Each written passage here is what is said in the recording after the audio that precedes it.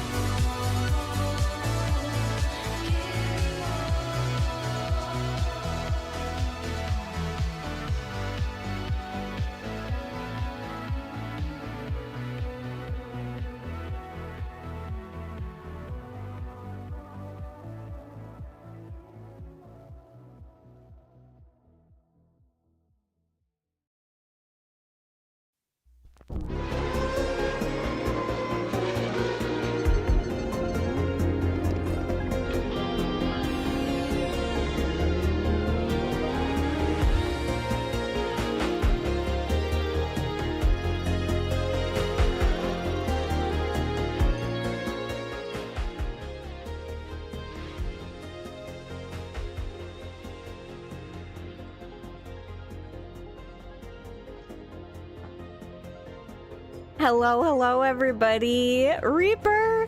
Hello, welcome! Gamers, you butt! Thank you so much for the 300 biddies. I probably shouldn't talk this loud, because people are sleeping, but I was excited. Thank you. Thank you. I appreciate you so much. Thank you so much, gamers. Alright guys, well, welcome. Happy Thursday. Hope you guys are having a good Thursday. I am back. Hello. And we are going to be playing more Paranormasight, the Mermaid's Curse today. It is a game that is a visual novel made by Square Enix, and it is actually really cool. I've really been enjoying it. It's a very unique way of doing a visual novel, and okay, hold up. I don't know why this thing is talking. My music is having a moment talking for some reason. Pretty dead in here now, so we thought we might just call it a night. Hold up. There we go. Alright, anyways. Yes, thank you so much, gamers, for the bits, and we are going to be continuing this visual novel. I don't know how far we are, but it's really cool because you get to jump around time, kind of. So the timeline is not set. It's kind of like you're seeing different characters, timelines at different moments in time, and you go back in time and forward in time, and it's really cool. I love stories where the time is all over the place because it's just it keeps it fresh and interesting, and you have to like try to keep track of everything going on, so it's really fun for me. And I'm really enjoying it quite a bit, and then all of the weird like mermaid lore and the Japan lore is really cool too. I've actually learned quite a bit from this game about the area that the game is set in Japan. So, with that said, let's start playing. Let me get the music. Oh yeah, also the game's music and the art is really good. Like, I've really loved it a lot. Alright. Let me bring you all over to here. There we go. But yeah, this game has been really good so far. At least I have been liking it quite a bit. Okay, so what the heck were we doing last time? So we're kind of following these 4 characters now. Yusa's the main character. Sato is, I guess you could call her the female lead, maybe? Question mark, not sure. Yumiko is like this investigator lady, like occult investigator lady, and Arnav is a fantasy and occult writer or something like that. I don't remember what we all did last time, but I do remember there was like some sort of something that went down with Sato. And now we're at the confession with her. So I really want to start with that, and then we'll go do more of this stuff. We did a treasure hunt last time with Arnav.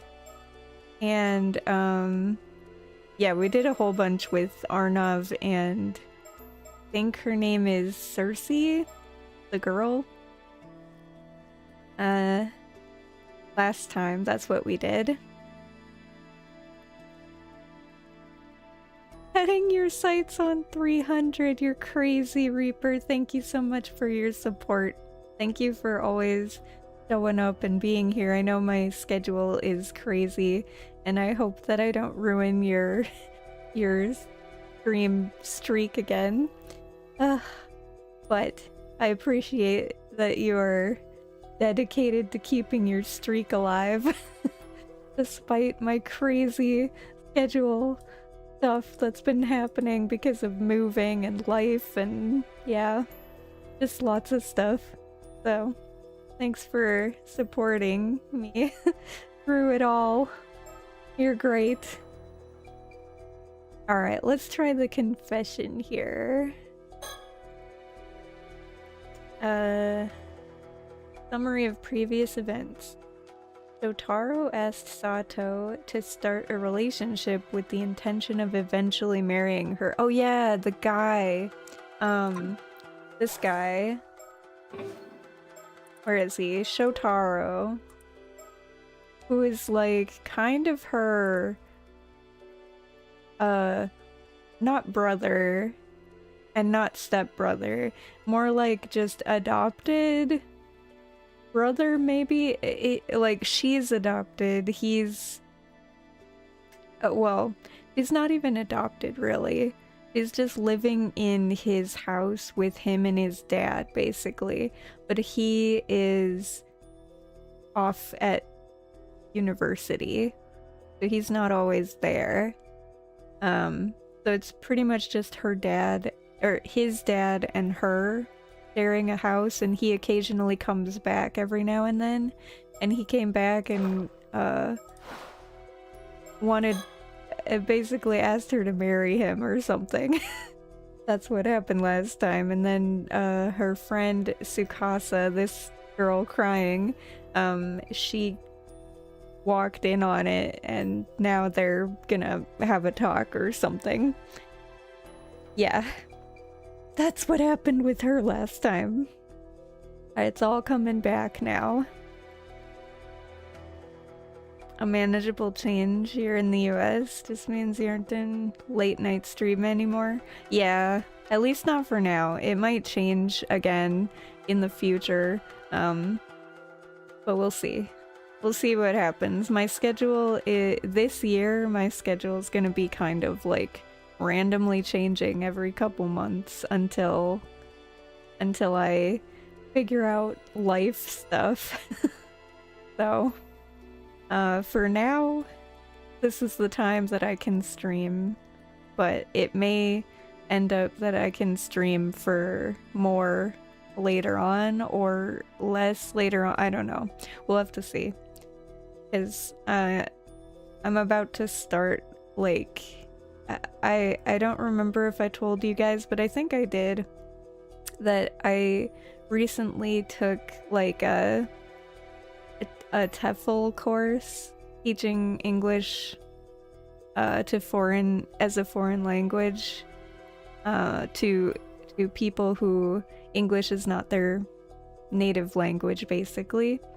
So I took a course for that and I'm certified now. So right now I'm in the process of like finding work for that.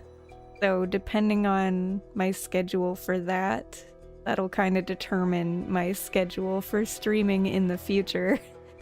So we'll see how that goes. But yeah, I recently got certified for that. Like passed the whole course, got the certification and everything. So we'll see how it goes. We'll see what the new schedule is once I'm officially hired for that stuff. But yes.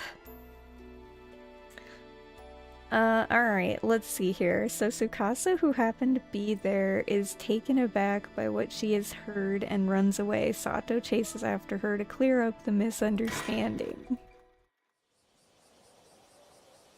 So this is still on August 7th.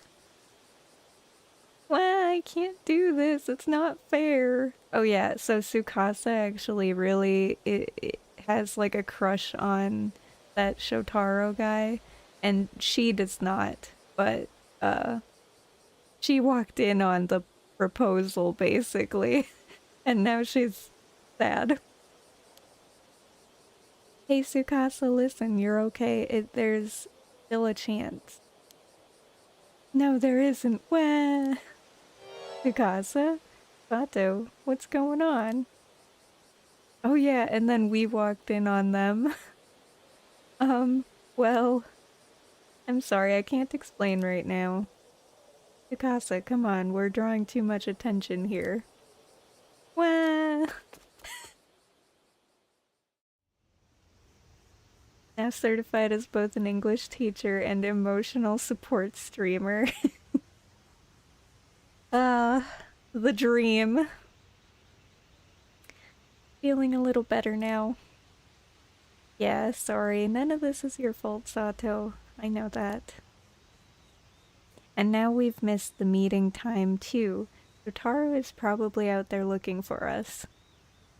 Yeah, we'll find him later and apologize.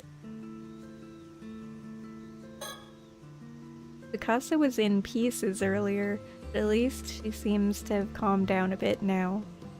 I mean, after something like that, of course she'd be upset. I need to explain to her what really happened today. These are the ruins of an old building called the Ontekisho Ruins. People hardly ever come here anymore. I need to see if there's a bird hiding somewhere.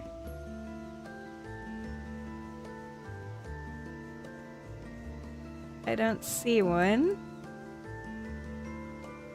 I think we're good.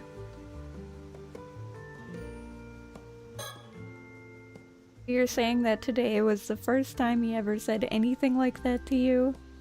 Yep, I had no idea he would be confessing out of the blue like that.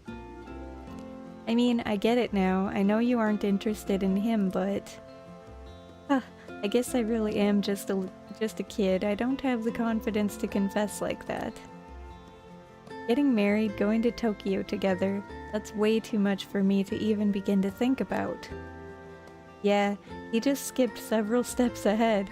I guess guys from the city are just like that. Still, you handled it so calmly. I was seriously impressed. If you say so. You were so calm and collected, I swear. I can hardly believe you're the same age as me. I wish I could stay that calm.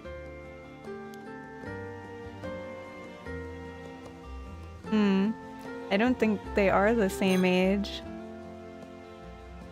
Although you seem a bit different too. Did something happen? I only really caught the tail end of your conversation back there. Ah, well, yes, honestly it's been quite a day. But I was planning to tell you everything. Huh? Tell me what? Kinda scaring me with that serious look. Well, what I'm about to tell you is going to sound completely insane, for all sorts of reasons. But every word of it is true. I need you to believe me, okay? Okay, scary. So this morning, Mr. Wakamura came to me. Oh yeah, we also had that conversation where basically he was like, you're not human, and you came back to life. You were dead, and you came back to life. I saw it with my own eyes on the beach, and that's why I took you in. Yeah. I remember. What? I don't even... You can't be serious. You're going to be offered up as a sacrifice tomorrow? Oh yeah, and he wants to sacrifice her basically to this old dude. For some reason, yeah. And what? Some cursed storm is coming to the island and you died and came back? Are you actually being serious? Yep, or at least Mr. Wakamura is completely convinced that's the case. Shotaro said it was all nonsense. He didn't believe a word of it. Nuh-uh, this is not okay. This is all seriously messed up. You said before you didn't really remember much about your past, right? But claiming that you died, that has to be bullshit. Sato? Why aren't you saying anything? I don't think I can keep hiding the truth about myself much longer. Yeah, she deserves to know. I should tell her. About me. About my past.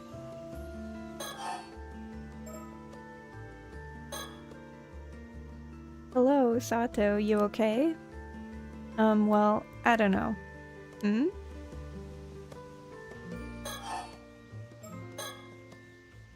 So things have gotten a bit messed up now. But I still think you need to tell Shotaro how you feel. You really think so? But he's clearly into you, not me. I mean, I don't think his feelings are just gonna flip once you tell him. In fact, I'd be even more worried if he changed his mind that easily. I guess that's true. That said, letting him know your feelings is the best way to have him realize you're an option for him. I'm pretty sure up until now he just hasn't been paying attention. He hasn't noticed all the great stuff about you. Realize I'm an option? I'm not so sure that's the problem. You never know. Even if he doesn't respond to you right away, his feelings could always change over time. Just look at you. You're cute, you're smart, and you're a great person. You've got every reason to be confident. You're making me blush. It does sound convincing coming from you. I mean, I was totally ready to just throw it out there to see what would happen and all. But now you're starting to make me think I might actually have a shot. Exactly. No need to rush, just take your time and let both of your feelings develop. Thanks, Sato, you're right. I can't just give up. I'm gonna go ahead and tell him. But you really are good at this, Sato. You must be super experienced with all this. Of course I am. They don't call me a living encyclopedia for nothing. Oh yes, Miss Encyclopedia. I almost forgot about that. I almost forgot too. So did you finish writing the love letter? Well, I did finish it, but I ripped it up and threw it away. Oh damn. Don't worry, I'll write another one today. It's probably a good thing I get a redo. The first one was all me, me, me anyway. Yeah, that's the spirit. I suppose I'll need one more thing, Sato. You'll need to invite Shotaro over for me again. Yep, that I can do. I'll get him to come even if it kills me. Thanks, but I'd rather you didn't get killed over this. Alright, time to rewrite that love letter. All that said, I feel like whatever is going on with you is way more serious. Yeah, about that. You think we can talk for a bit? I have something important to share. Whoa, that serious face again. You're kinda scaring me. So, the truth is, some of my memories have started coming back. Just a few. Wait, really? That's great. So, what did you remember?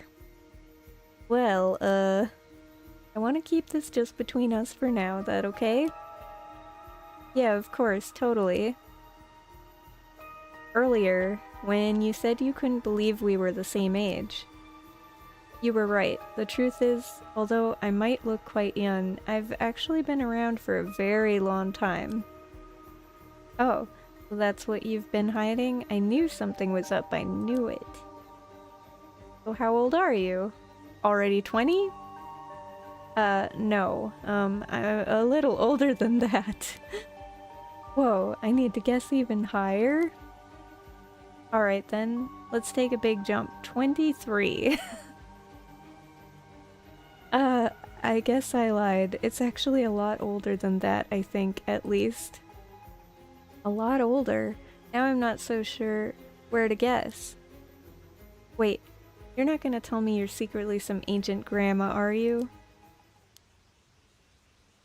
Yep, that's about right. Huh? Also, that part about me dying and coming back, there might be some truth to that too. Huh? Yeah, so in other words, I'm actually an immortal girl with an immortal body. Nice to meet you. There's no way.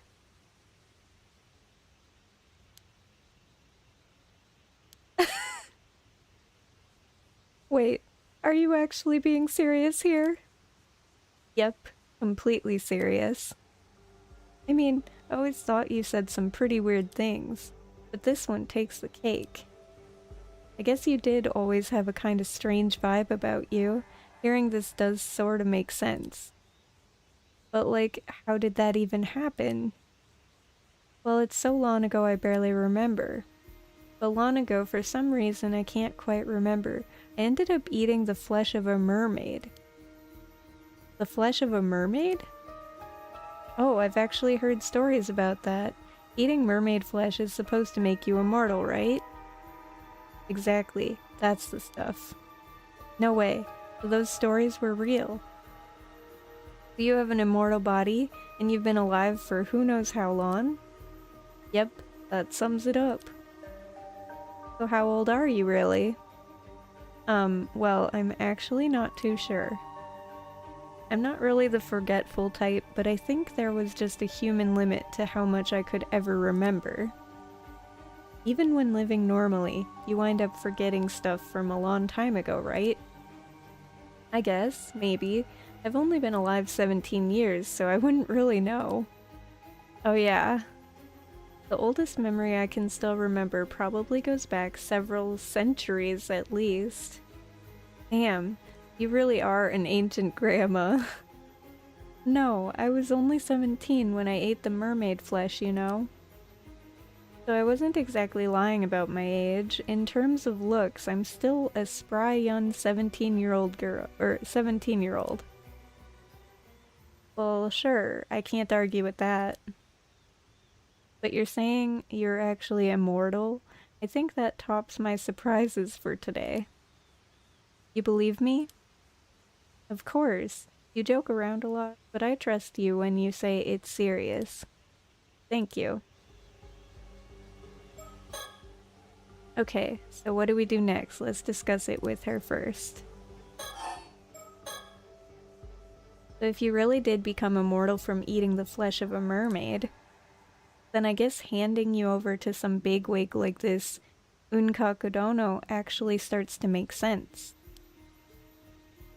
Yep, if I get handed over to him, I'm pretty sure he'd figure it out. Who knows what could happen.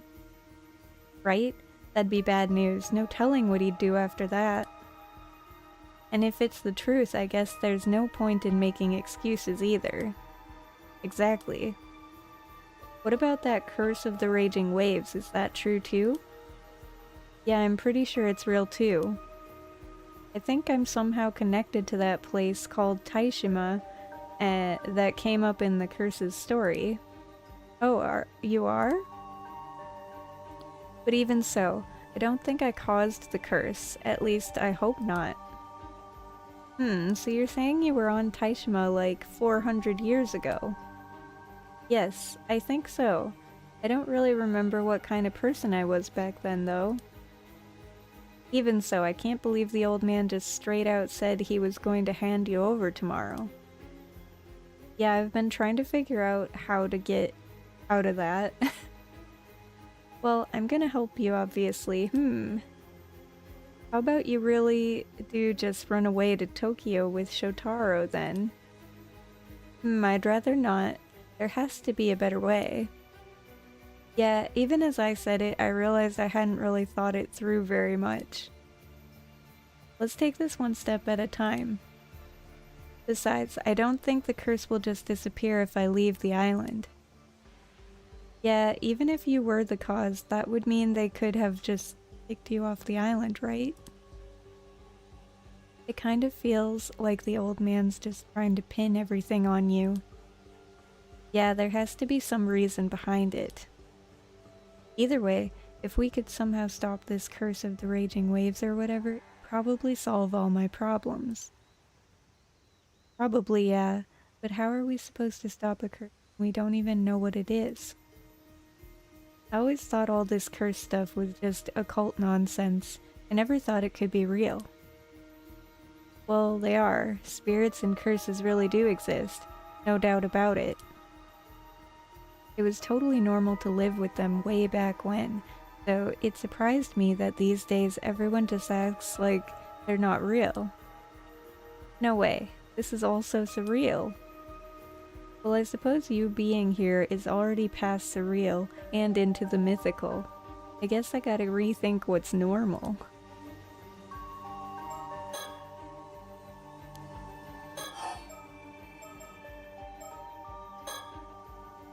I guess that means our best chance at the moment probably lies in your memory somewhere. Do you really not remember anything about what you were doing before you washed up on the island? No. Well, I now remember that I was on Taishima 400 years ago. Everything between then and waking up here is completely blank. I'm guessing I might have been asleep somewhere for the last 400 years or something like that. Damn, how'd something like that even happen? You think it's connected to whatever happened to Taishima? Yep, probably. Still, sleeping for 400 years? That's just unreal. Feels like something out of a story. I mean, you fit into our society so naturally. It's hard to believe you're not from the same era. I was quite lost at first, but I didn't want to cause a scene, so I tried really hard to fit in. Everything had changed so much. There were surprises around every corner. It was pretty overwhelming at first. I can imagine.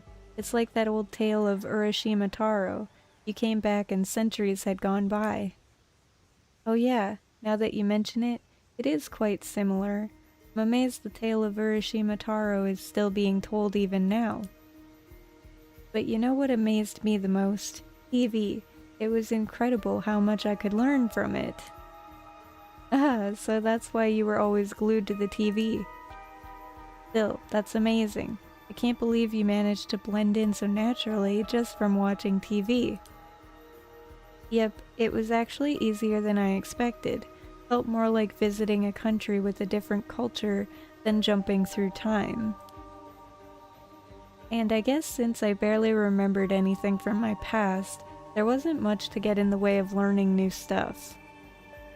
Right. Guess that's why you seemed a bit distant when you first arrived on the island. Oh yeah, sorry, I was such a pain. You were just scared, right? You had no memories and were thrown into a completely different era. I was lucky though. Everyone on the island was so kind. That helped a lot. Still, I still can't believe the old man wants to offer you up as a sacrifice. That's so messed up.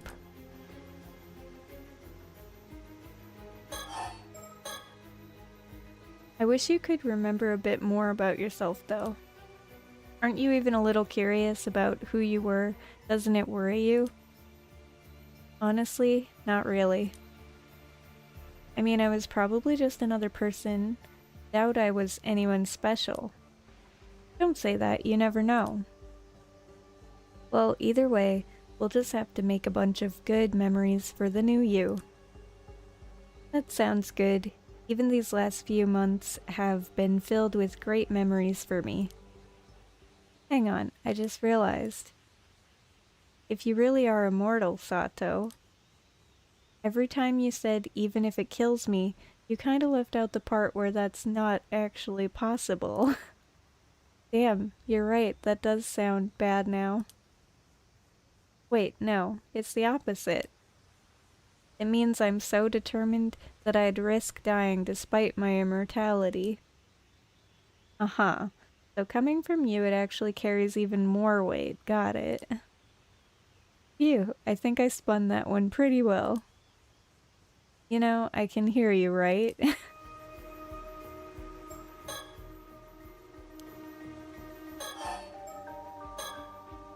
You know what, I actually feel kinda relieved. Hmm?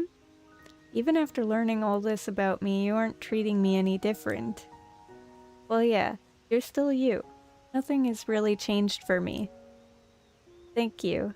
I'm glad I could tell you the truth. Usually when people find out, they freak out and quickly pull away. I was worried you'd do the same. Ah yeah, I mean, I can see why some people might distance themselves if they found out. Yuza's ma was totally shunned when people started blaming her. Hmm? Anyway, don't worry. I won't tell a soul. Your secret is safe with me.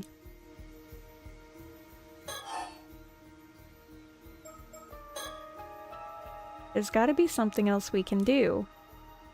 The only other people I really trust around here are Azami and Yuza. If we ask them, I bet they'd help. Would you rather I didn't tell them? I mean, I'm pretty sure they'd keep it secret, but yeah, I'd rather avoid telling anyone else. Gotcha. Well then, maybe we could just hide out somewhere until tomorrow, buy a little time. But where could we hide? Oh. But I'm not sure if that's the right choice here. Not even sure if I should mention it. What is it? Whatever. You trusted me with your secret, so I guess it's only fair I share one too. Oh, you have a secret too? Keep this between us, okay? It's about my paw, actually. Wait, your dad? But I thought you grew up with just your mom. I did. That's why I got curious about who my paw was and started digging on my own. Didn't have much to go on, but I managed to piece it together. Maybe I've got a knack for detective work, haha. Whoa, that's incredible. A detective, just like on TV. Anyway, turns out he is a very rich guy from Ise. Apparently, way back, my ma used to work as a maid at his estate. Wait, does that mean... You guessed it, I'm his illegitimate child. Oof, that's a tough one. I mean, I kinda suspected it already, though it wasn't a huge shock or anything. Besides, he's been sending child support this whole time, so I'm grateful, honestly. Wow, your life really is like a TV show. Anyway, I've actually snuck off to meet him a few times. You met your dad?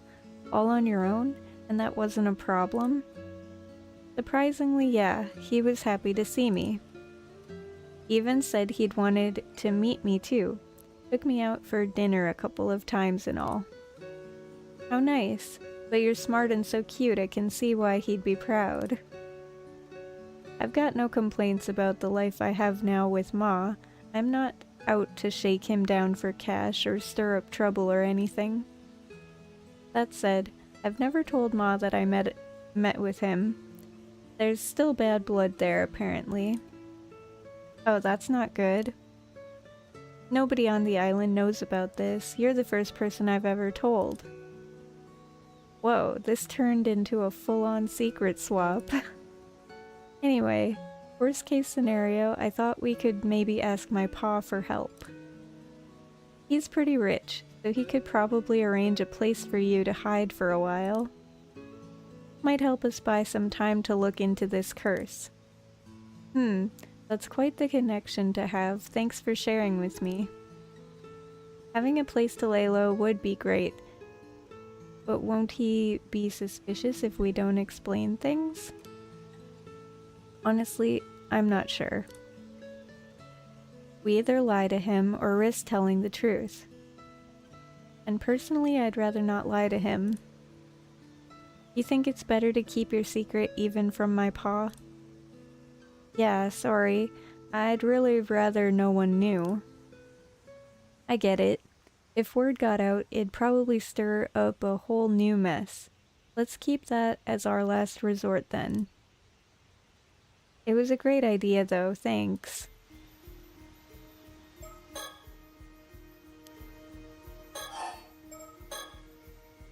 Hey Tsukasa, I just had a thought. Yeah, what is it? This Unkakadono guy, he says he has a way to break the curse of the raging waves, right?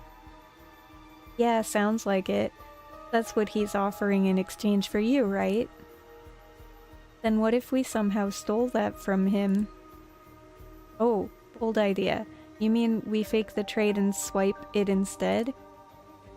No, I mean, what if I just snuck into Unkakadono's place and took it? So we've had our detective arc and now we're going undercover? Are we spies now? Yeah, okay, that's probably not very realistic. I do think it's a bit of a stretch. We don't exactly have the skills or intel for a spy mission.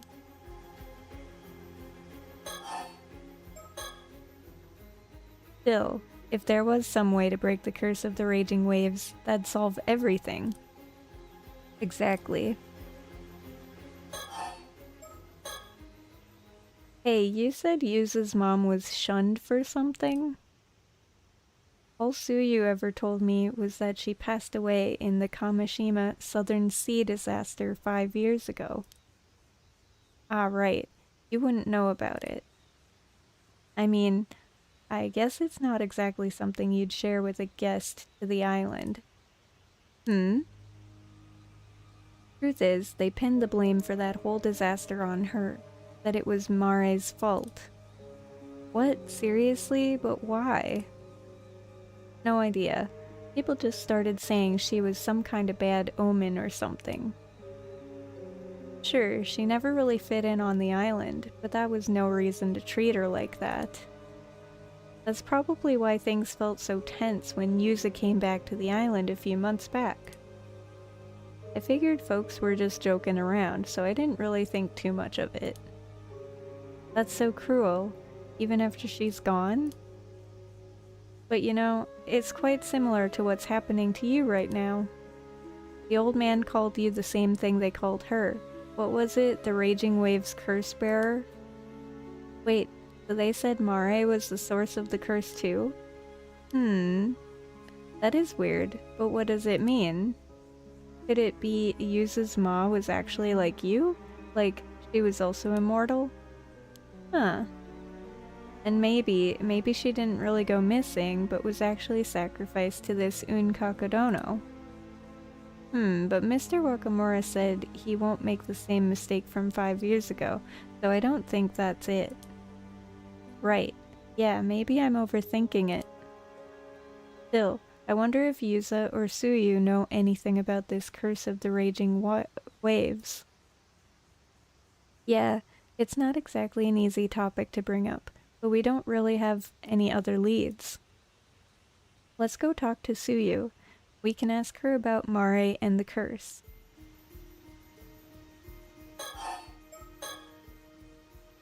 But wait, if Yuza's ma really was this curse bearer or whatever, that means she dragged not only herself and her family, but the whole island into the storm.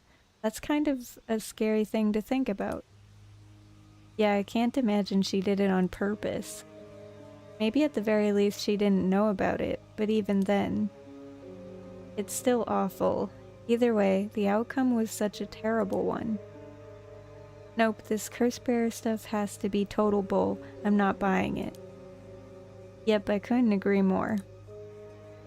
But then where did all these curse bearer rumors come from in the first place? There's gotta be a way to prove they're unfounded. I bet you anything it was that so-called sorcerer the old man's been talking to. Has to be. Maybe we could go shake it out of them until they admit it was all made up. It's a bit extreme, but if we could pull it off, it would clear things up. Although, even if we prove you're not the curse bearer, they're still gonna come after you for being immortal. I guess so, yeah. They want me because I'm immortal, not just because of the curse. If we want to stop the curse of the raging waves, maybe those two we met yesterday can help. Although they didn't seem to have a plan, so maybe that's not a great idea. People also used to call Mare the curse bearer of the raging waves, so maybe Suyu will know something that can help. I don't really want to worry her, but we don't really have any other ideas. Let's go talk to her.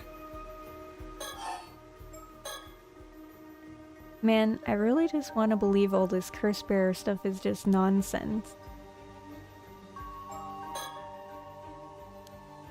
Okay, just read this.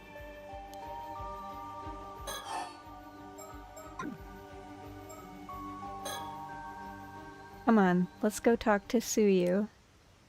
Yeah, and we should apologize to Shotaro too. Alright. Alright, let me make a quick save. I think I saved everything on slot 1 now.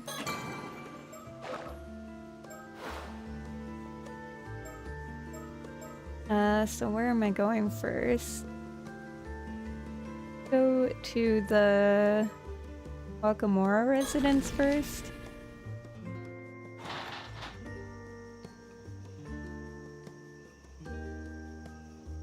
Looks like Shotaro isn't home.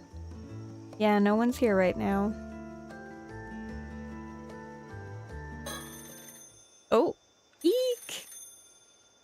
Oh, it's just the phone. That scared me.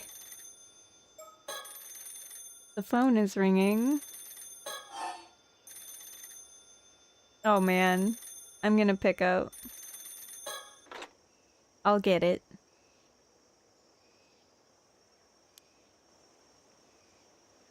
Hello, Wakamura residents. You one of the Wakamuras? Actually, no one from the Wakamura family is home right now. Would you mind calling back later? Wait, really? Then that means... you must be that immortal girl. Sorry, I'm not sure what you mean. If this is a prank call, I'm hanging up. Something about his tone really irks me. Aha, this is where you've been hiding. Took me forever to find ya. Who is this? Aha, my dear Osato, it's been a while. He knows you?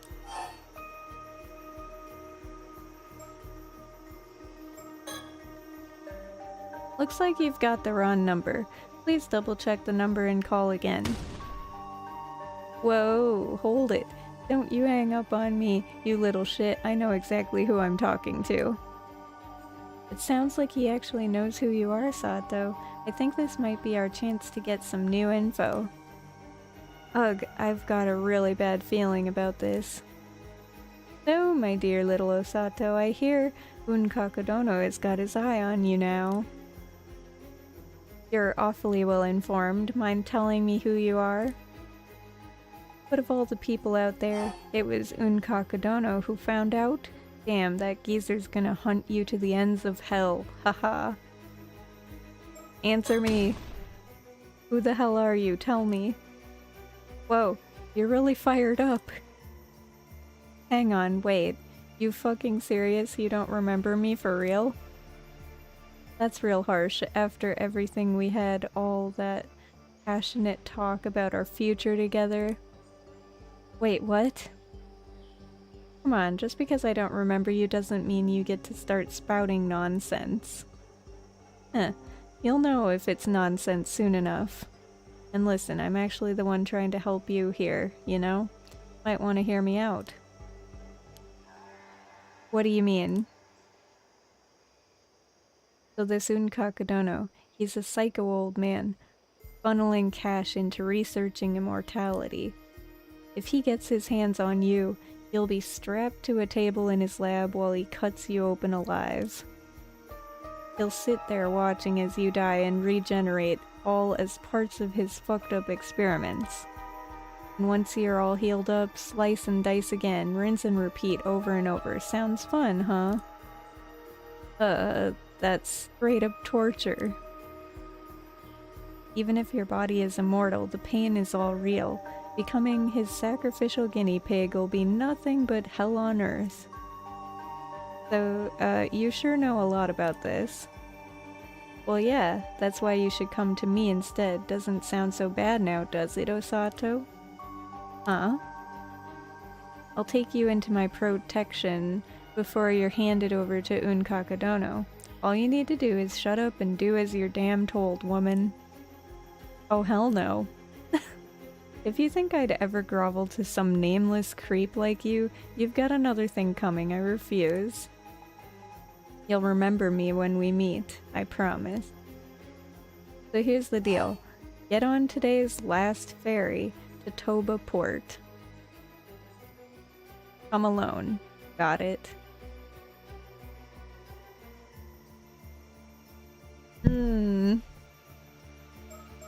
I don't know if I should say not a chance, or I'm gonna save. Or I understand.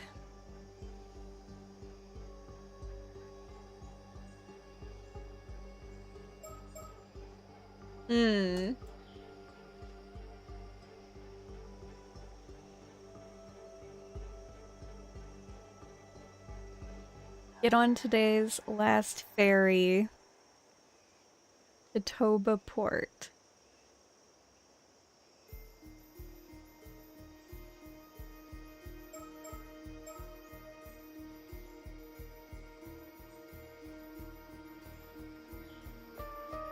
I'm just gonna say no way. Actually, I'm gonna say I understand. I understand. What? Sato? I don't know who you are, but I understand that you're rude, selfish, and absolutely not worth listening to. So do us both a favor and never contact me again. Aw, come on. Is that really how you're gonna play it? Listen, if you don't show up when I say, I'll tear through every last dumbass on this island. Slice them all to fucking pieces. Sound good to you? That's what happens when people defy me. No mercy, just punishment. What?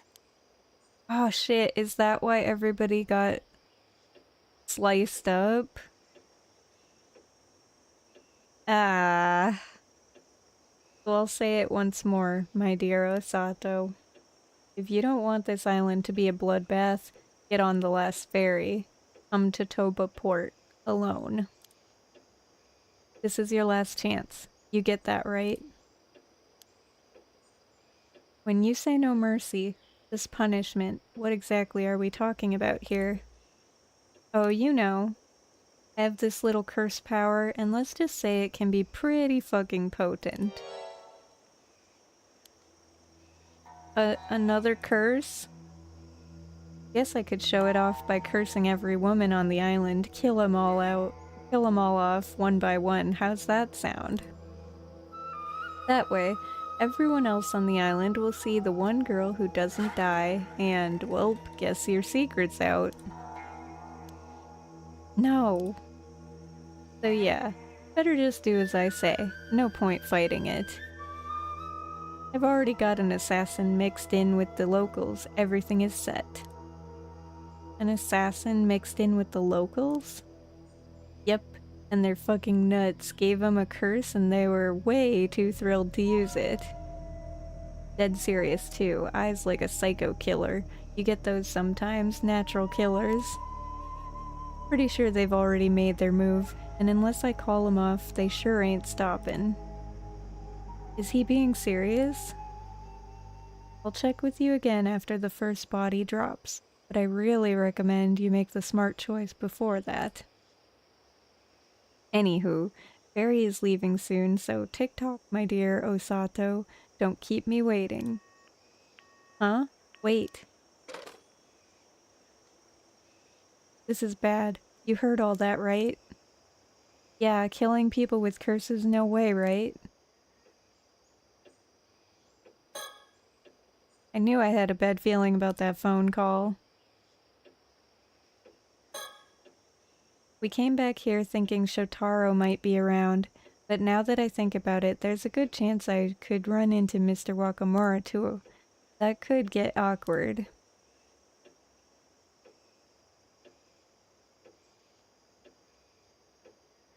I'm gonna look around this place for anything that might be... What the hell are we supposed to do now? Kameshimaru, help us out here. Kameshimaru.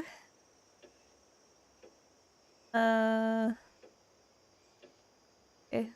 Nothing in here. Alright, let's talk. The last ferry leaves in, what, less than an hour now? And if I don't get on it, the whole island is in trouble. All that talk about curses and killing people, and we still have no idea who that even was. Felt like he knew something about your past, too. Yeah, but as far as I can remember, I honestly have no idea who he is. They knew about Unkakadono and his research, so they're definitely involved in some way or another. Then maybe it's someone who doesn't get along with Unkakadono and wants to steal you away from him. Makes sense. Trying to help me is probably just a front, so his real goal has got to be something like that. So maybe he's just acted like he knew you to put you at ease. Could be, but if he really wanted to put me at ease, I don't think he had the right tone. Yeah, that attitude was anything but reassuring. Like, was he actually serious, thinking you'd be along with all that, just because he barked it at you? Not to mention, threatening to curse the people on the island to death. It's hard to tell how serious he was. Well, one thing is clear, he is bad news. Ah wait, someone's coming home. Well, well, you came back, huh, Sato? Maybe I should just go tell Mr. Wakamura exactly what happened. Everything is still so up in the air that I really didn't want to have to see him right now.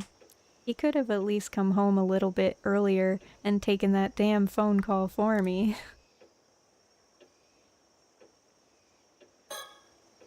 I'm really glad Tsukasa's here with me. I don't think I could have handled all this if I were alone.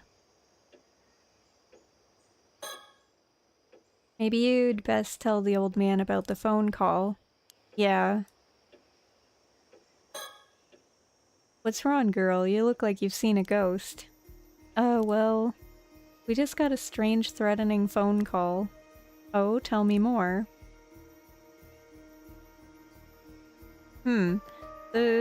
Some nobody we don't even know wants you sent off on the last ferry today. Yes, they said if I don't go, the island will be struck with no mercy, just punishment. Ah, he's just trying to snatch you out from under Unkakadono's nose. Always some fool trying to play smart. Pulling a stunt like that would just get you on Unkakadono's bad side. It'd be a hell of a lot worse than that. Ignore that fool call. You're going to Unkakadono tomorrow like we planned. Okay. Oh yeah, I totally should have said something earlier, but I am totally against this whole sacrifice nonsense. Hey old man, if we can lift that curse of the raging waves before tomorrow, then Sato doesn't have to be offered as a sacrifice, right? Well yeah, if that was possible. But that curse stumped even the finest sorcerer I know. You'd need solid proof it's been broken. That's fine.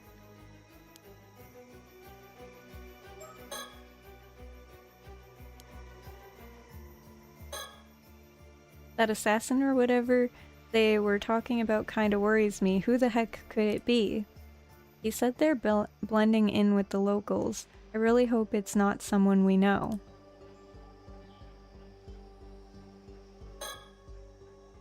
Oh, okay. That's all she has to say? Wait, what else did he say? Something about an assassin? Yes, they said someone wielding a curse power has mixed in with the locals and is already proceeding with their plans.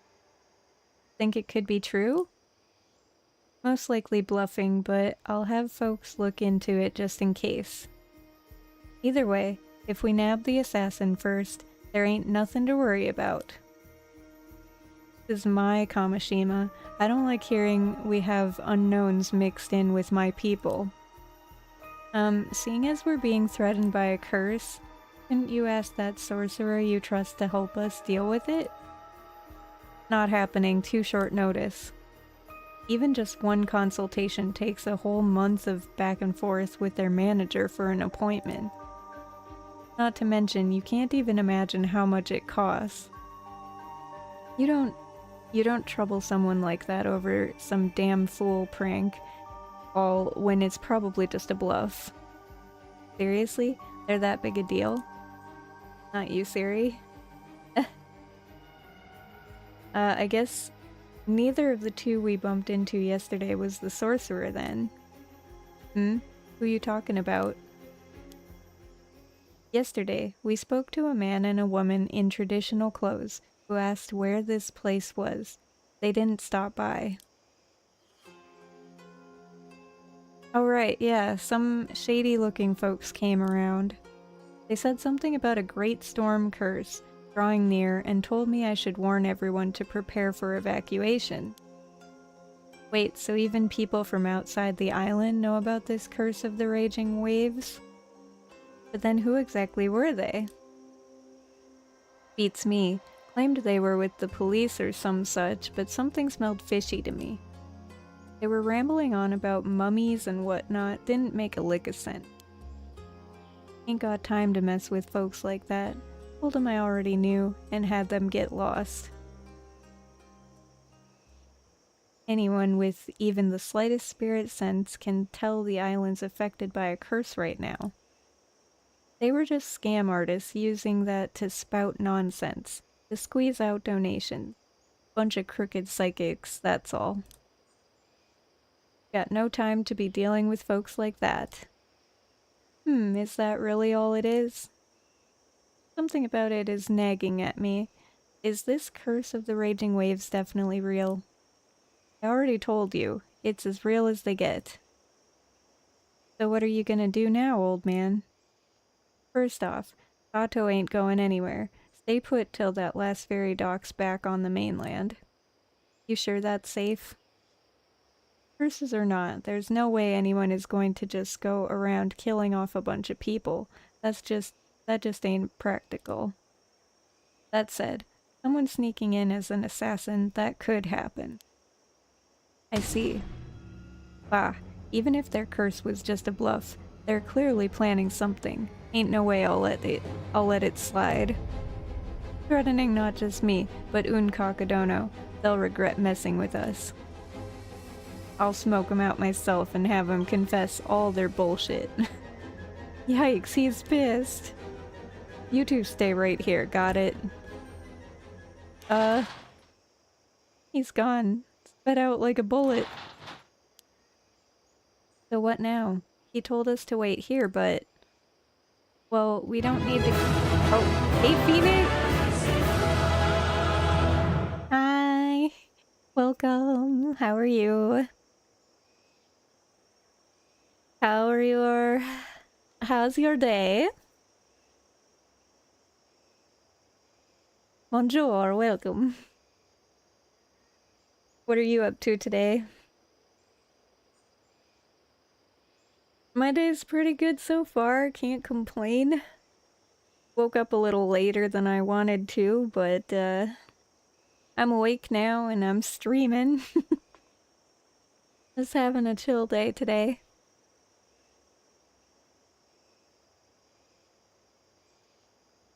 Ah, gotcha. We're working. Understandable. Probably pretty late where you are at the moment. Oh, did you ever message me back on Discord? I don't remember if you did or not, but I'll have to look after stream. But yeah, hope you're doing well. Gonna send a raven. A raven? What do you mean you're sending a raven? Stop spying on me. I'm not spying. I just know everything. Omniscient. I can see the future. Or I can see the present. But I'm pretty sure everyone can see the present. Well, we don't need to catch the ferry anymore. Still feels like a waste of time just sitting here. Let's go see if we can find Suyu. Sounds good. If we can find a way to stop the curse of the raging waves, there'd be no reason to sacrifice you. Let's go. But yeah, about an hour and a half later. I'll check Discord later then, or when I'm done streaming tonight. Well, we definitely learned a lot more after speaking with Suyu. Huh? Tsukasa? Damn it. Listen, there's no way I'm letting them sacrifice you, not for anything. Thanks, Tsukasa. Sorry, I got so worked up. Don't worry about it. That's just who you are. I guess the last ferry should have reached the mainland by now. Yeah, I think the old man managed to find that assassin. Let's go see what's going on outside. Not like we have much else to do now. Yeah.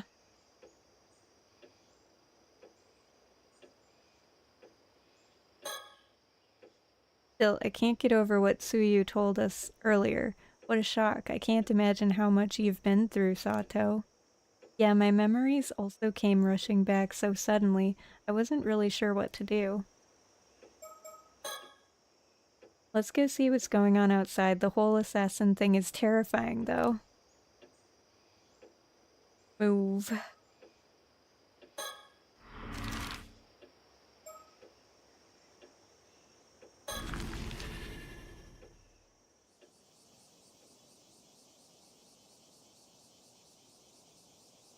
Oh look, it's Shotaro. Hey you two, perfect timing. My old man's been stomping around with this wild look on his face, asking people if they've seen anyone suspicious. You two know anything about that? Actually, yeah, we do. So I guess he's trying to track down that assassin who's blending in on the island somewhere. Wow, so people really announce threats like that over the phone. Still, I'm glad the old man didn't take the bait. That was probably the right call. But if it's not just Unkakadono's people after you, and we've got a new problem on our hands. Yep. There's a lot I need to talk to Shotaro about. Even with everything going on, he still manages to stay calm. I know it's not fair to lean on him only when things get tough, but his confidence makes it hard not to. Hey, welcome Iona, how are you? There's a lot I need to talk to him about. The sun's starting to go down. Maybe that's part of it, but something feels off. How are you today? I'm looking to see if there's a hidden bird somewhere. Before we continue this. Oh! There it is. Mockingbird. Got the Maverick Mandy.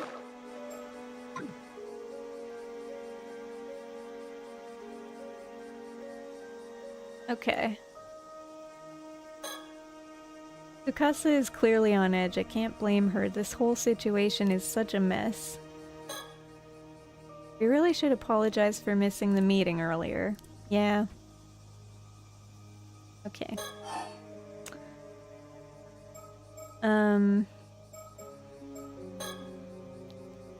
If this so-called assassin really has slipped in among the others, running around blindly like my old man won't get us anywhere.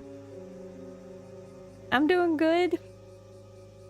I woke up a little late, but I'm enjoying just chilling and streaming now. I have a lot to do tonight, and then I have to be up early tomorrow for some stuff, but yeah. I'll have a somewhat couple busy days, but today is just kind of a chill day until later tonight, so yeah. Doing good. I'm really enjoying this story a lot. It's very good. We don't have enough to go on yet, so it's hard to say anything for sure. But at the very least, I'd be looking for people with regular contact with those off the island. Right, anyone who rarely leaves the island isn't really a likely suspect. So that means that people like Shotaro and me who live off the island most of the time are the most suspicious. Given the situation, yeah.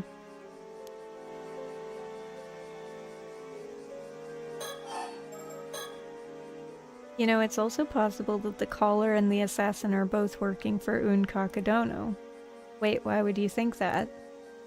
It's possible that he either never had the means to lift the curse of the raging waves like he promised, or never intended to hand it over in the first place. Oh, I get it. That way he could just get Sato without keeping his end of the bargain. Plus, he could also then turn around and pin everything on your old man. Exactly. Sharp as ever, Tsukasa. Thanks. Either way, if someone like that really is out there, we need to stay on guard. Definitely.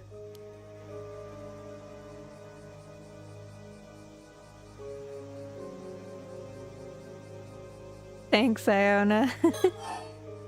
So far, I'm okay. I have to go to bed early tonight, and hopefully I wake up when I need to tomorrow. Sorry about missing our meeting today. I was the one who asked and ended up standing you up. Something urgent came up and I couldn't make it. Ah, right, that. Well, stuff happens. I'm not mad or anything, but I do wish you had brought it up a little sooner. Right, sorry. Mind telling me what exactly happened? Well, something unexpected came up and kind of threw off my whole schedule.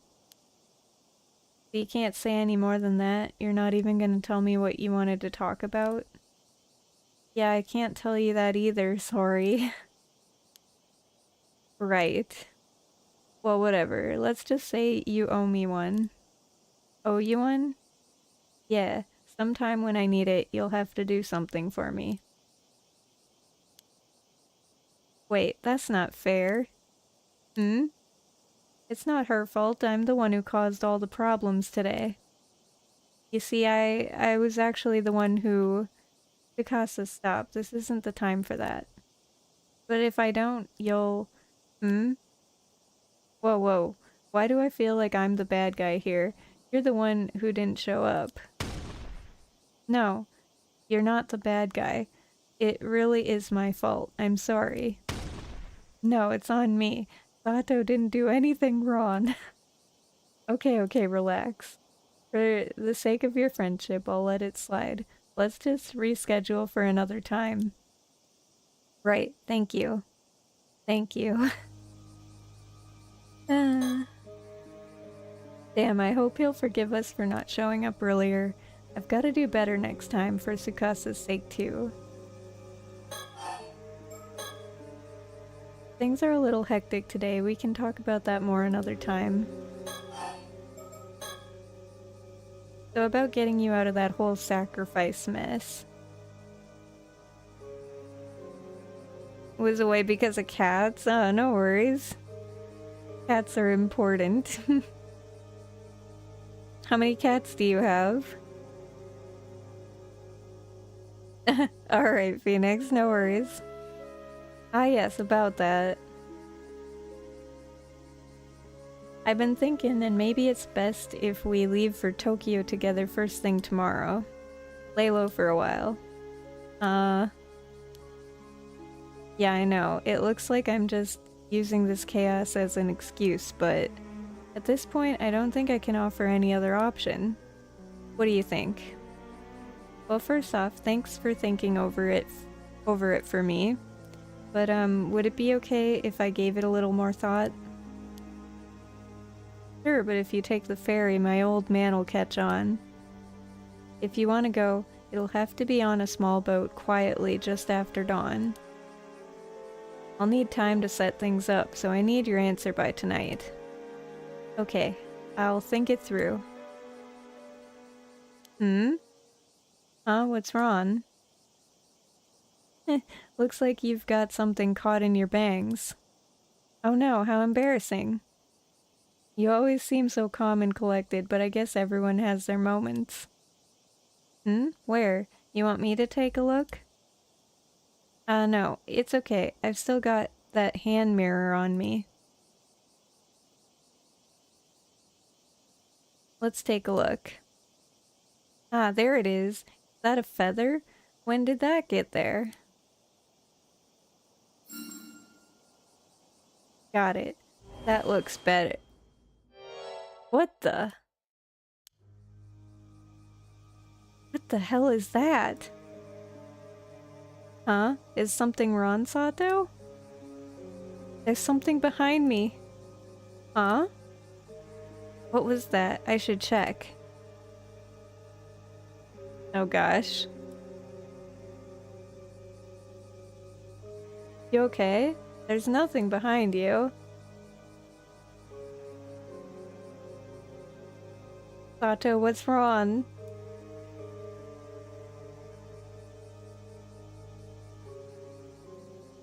Huh? I could have sworn it was right around here. 3 cats? Wow.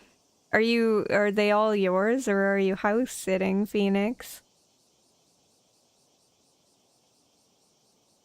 Oh yeah. I mean, I figured that it's late for you. I know my streaming schedule has changed for a lot of people, so yeah. Yeah, I'll be streaming a little bit tomorrow too. There's nothing there. Maybe I imagined it. Ugh. I might start slightly later tomorrow because I have a meeting in the morning. It's supposed to be done by noon my time, which is normally when I start streaming, but if it goes a little longer, then I might be a little bit later, but I might stream a little longer tomorrow. We'll see. We'll see how things work out tomorrow. Ah, shit, that hurts. Ah!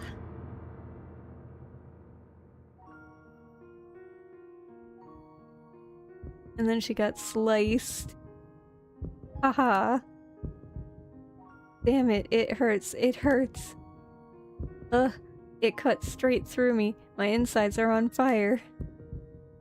Ugh, this is it, isn't it? I just died. Ah, ah. But how? What happened? Oh, Tsukasa, I'm sorry. They got me. So this is the power of the curse then. It's real? I saw something for a split second and then it cut me down? Ah, ah. Okay, just relax, breathe. Nice and slow. This is bad. People are coming over. It's turning into a scene. Oh no. Not here. Everyone will see. Damn it. Everyone will know I can heal. What do I do? They're all panicking. No choice. Just act dazed, clueless, then run away while I can.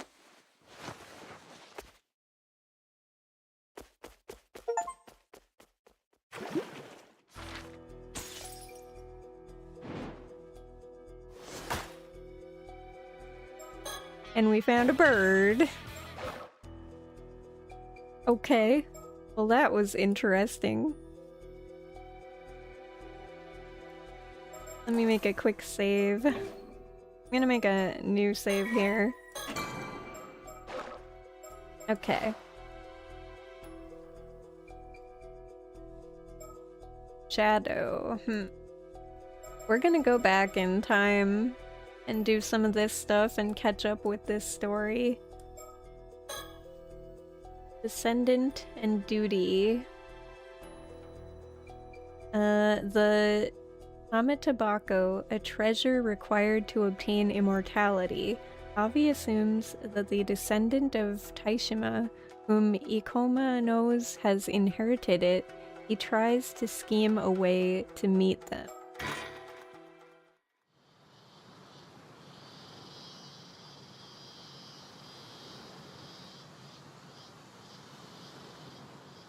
Hello again. Arnav Barnum's back on the scene. Allow me to summarize.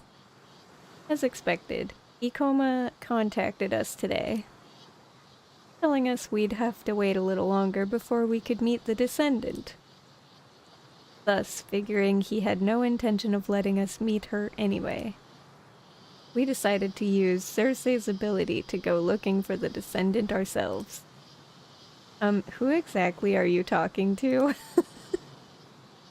I'm merely setting the scene. Really feels like it raises the stakes, no? Makes it feel more like a thrilling adventure. Sure, you got me all worked up. But I'm trying to concentrate, so could you please stop distracting me? Oh right, sorry. Cersei is using her dowsing ability to search for the descendant right now. What's that? Doesn't her dowsing only let us look for spiritual energy? And on top of that, doesn't she have to be familiar with the energy she's looking for? That's right, I was thinking the same thing. However, Cersei was perfectly prepared. Before parting with Ikoma yesterday, she asked him to hand the iron box to the descendant when he paid her a visit. He said the descendant ought to have it, since it is so deeply connected to Taishima's history. Ikoma agreed on the matter and would apparently go through with it, assuming he did hand it over. Then the iron box with its massive amount of spiritual energy has fallen right in the lap of our target. Now Cersei just has to use her dowsing to locate the box. At least that's the plan. This is the town of Ijika in Toba City. The area is one of many in the area, renowned for its Alma divers. They're a bird. Cersei is completely focused on dowsing right now. There are several types of dowsing techniques, but it seems like she's using a pendulum. It would seem that the necklace she wears can be used for such a purpose. The closer you get to the target, the stronger the pendulum swings. Looking for a bird.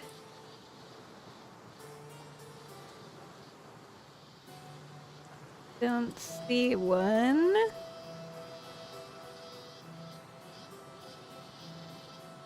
Yep, no bird, I guess. She seems focused, best not to interrupt her now.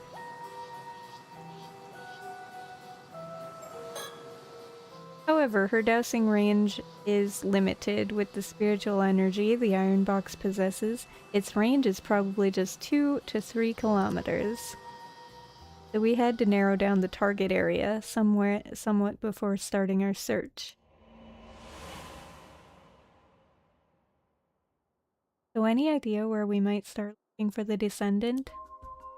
I think Mr. Ikoma said something about visiting her several times before she finally agreed to talk, didn't he? He did, which would mean that he doesn't live far away. She must live close enough for him to have paid her frequent visits. Yes, exactly. So I think it'd be best to start by searching the towns within Toba. I see. There are quite a few towns in the area, right? About that, when we parted yesterday, Mr. Ikoma mentioned something else that stuck with me. When you asked to meet the descendant, he said he'd probably drop by later anyway, since he also had to handle the matter with Miss Uma. Alright, he did say that. So basically,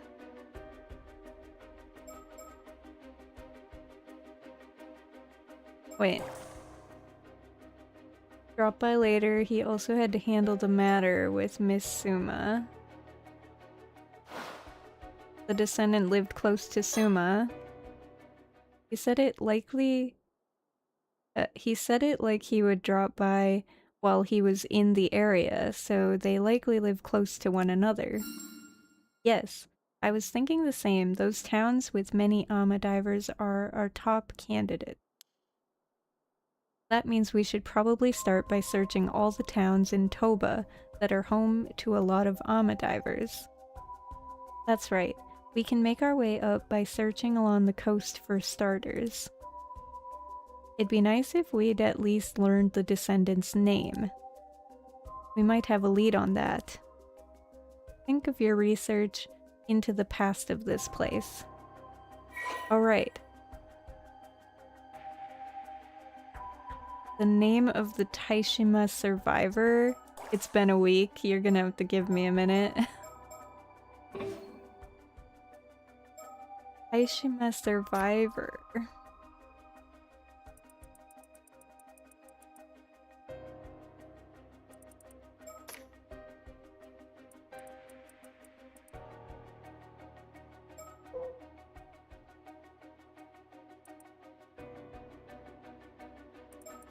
Okay, who survived? Wasn't it the one that starts with an S, I think?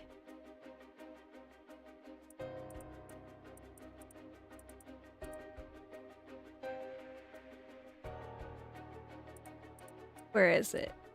Samakawa, I think.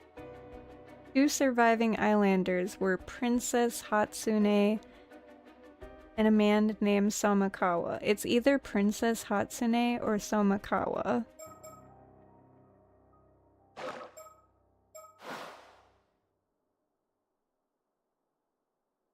Samakawa. Let's try that. Samakawa. That's what Aishima's survivor was called.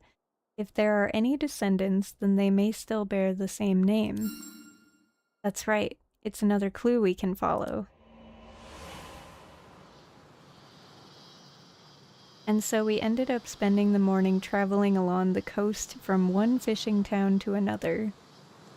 This is the 4th town we've searched so far. It's about time we actually find something.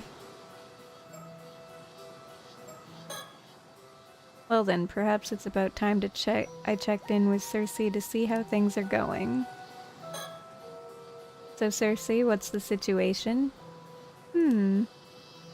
Wanna give it a try? Huh, really? Will it still work if it's me? I'll still be holding the pendulum, but you can see for yourself if you'd like. Color me intrigued, I'm in. Alright, just like this. I'll hold the pendulum. Direct me to move in different directions to see where it reacts. Very well, bring it on. The pendulum won't respond right away, so the trick is to point it in one direction and wait a while. Once you find the spot where it reacts the strongest, just shout that you figured it out. Got it. When it comes to yelling, I'm your guy.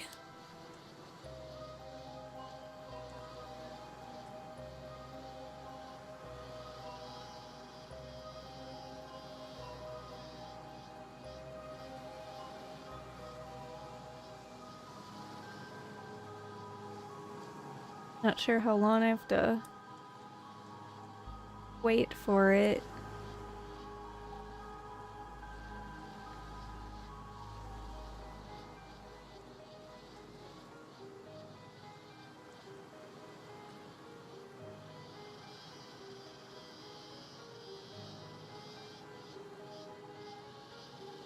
Wait.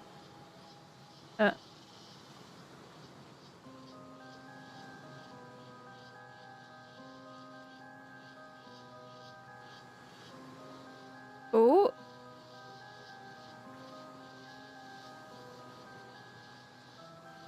Okay. Found it. There. Right there. You got it. So that means it's somewhere up there. Well, it may still be a bit further out, but at least we've figured out what direction to go. Yeah, I stream. I'll stream tomorrow a bit. Yes.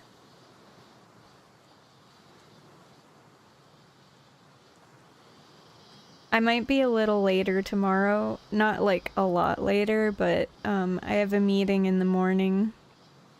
So it depends how long the meeting goes, but I'll definitely be streaming tomorrow at some point. For a little bit. I knew it was about time we hit the right spot. Alright, let's follow this thing and see where it leads us. Right.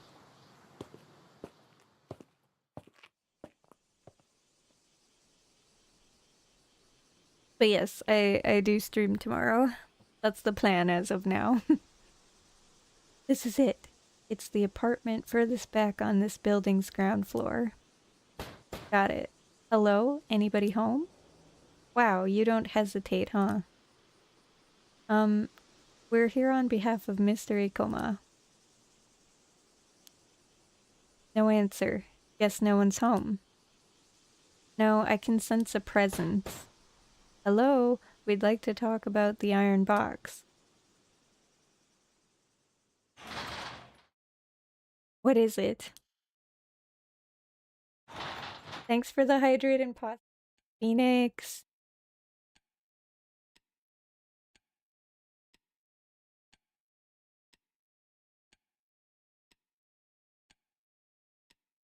Alright, have a good night. Bye. Ah, you two, Avi and Cersei, is it? You're the ones who found that iron box. Yes, that's right. Sweet dreams, everyone. Good night. Sleep tight. Don't let the bed Good night, bugs bite. Phoenix. Have a good one. Catch you tomorrow, maybe. You know, I never talked to foreigners before. I'm so nervous, I can hardly think straight. Please, no need to be so tense, Ms. Somakawa. I promise we're both harmless and cheerful. Right. She was more willing to meet us than expected. That iron box proved more useful than I thought. Nice work, Cersei. I'll treat you to more onigiri sambai later.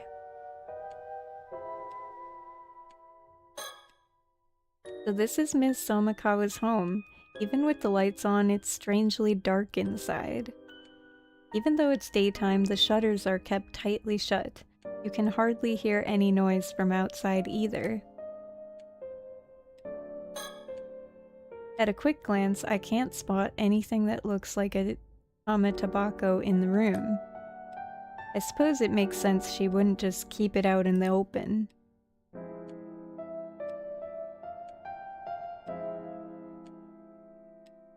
Alright. She may look calm on the surface, but I know she must be excited to peek inside a traditional Japanese home. Well, a wooden apartment like this is pretty old school. I can see why she'd be geeking out. She was more willing to meet us than expected. Okay. Oh, that's just thinking. Got it. I'm so glad we got a chance to talk with her. So she is a descendant of the last Taishima survivor. The way she dresses makes her look older, but I'd say she's probably around my age. I thought she'd be difficult to deal with, but now that we've actually met her, I'd say it's more like she is extremely cautious, the type to never let her guard down. I can't even begin to imagine the kind of life she's led. Still, the fact that she is wearing traditional clothing is actually quite charming. I've hardly seen anyone wearing traditional clothes since coming to Japan, which was a bit of a shock, to be honest.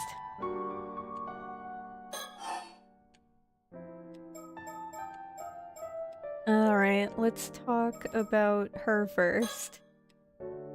Allow me to emphasize what an honor it is to meet a descendant of Taishima. Who's to say it's even true? I suppose your family must have lived in this town for generations.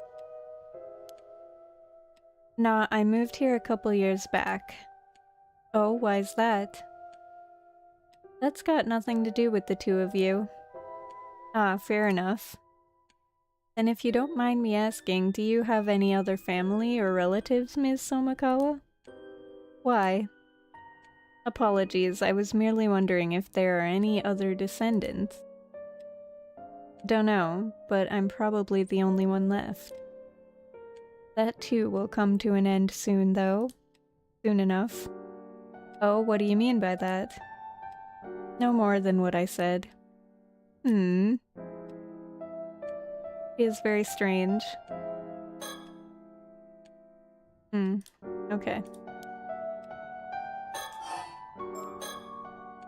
So do you live here by yourself, Ms. Somikawa? That's right.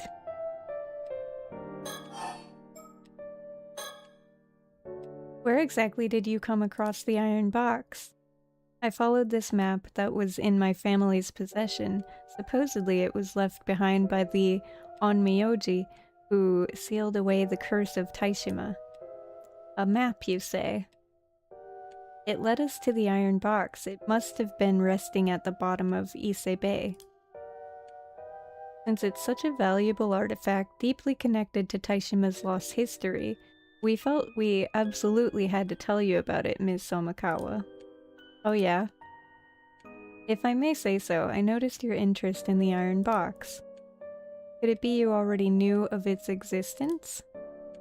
I didn't know it was a box, but I'd been told something still remained of the island. That makes sense.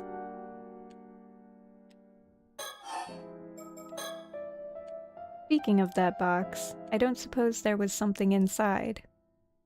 Yes, inside was a record detailing how Taishima was destroyed, along with information on the curse of the raging waves. A record. Oh, allow me to fill you in on the details. And that sums it up. Such a horrid man, wouldn't you say? massacring the people of Taishima because he wanted to find a mermaid that bad. The grudges left behind by the events coalesced into two separate curses, and ultimately Taishima was destroyed along with everything else. I'm sure it must be excruciating to hear the tale of how your ancestors' home was destroyed. But I believe this story should be passed down so people can learn of Taishima's true history, wouldn't you agree? And that was all recorded in that box.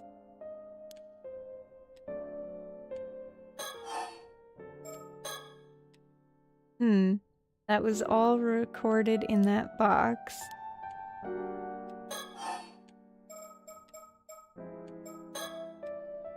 No, we better wait before broaching this topic. If she realizes that we're after the Tama Tabako, it'll only make her more cautious.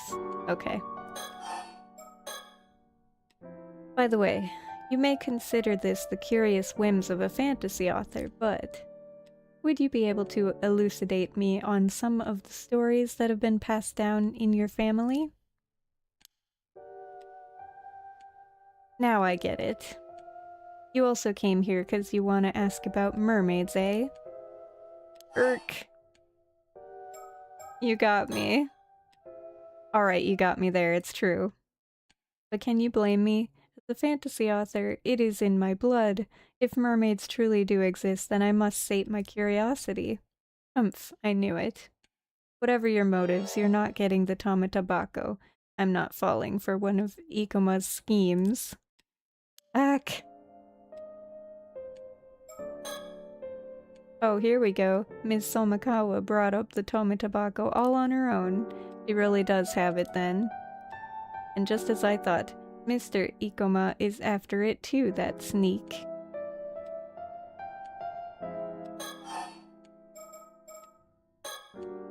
I'm not gonna share the family's legends of Taishima with just anyone.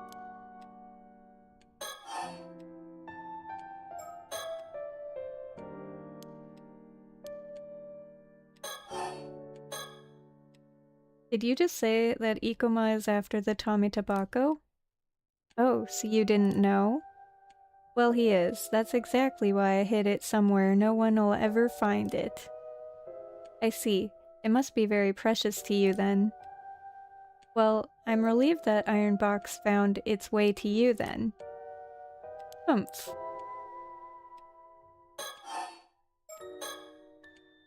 So, was there a curse stone inside the Iron Box? A curse what? Don't play dumb, there must have been one. Well... Yes, there was. So you already knew about it. There was indeed a curse stone inside. Humph, that's what I thought. Then how about you trade? You two want the Tama Tabako, don't you? Oh, a trade?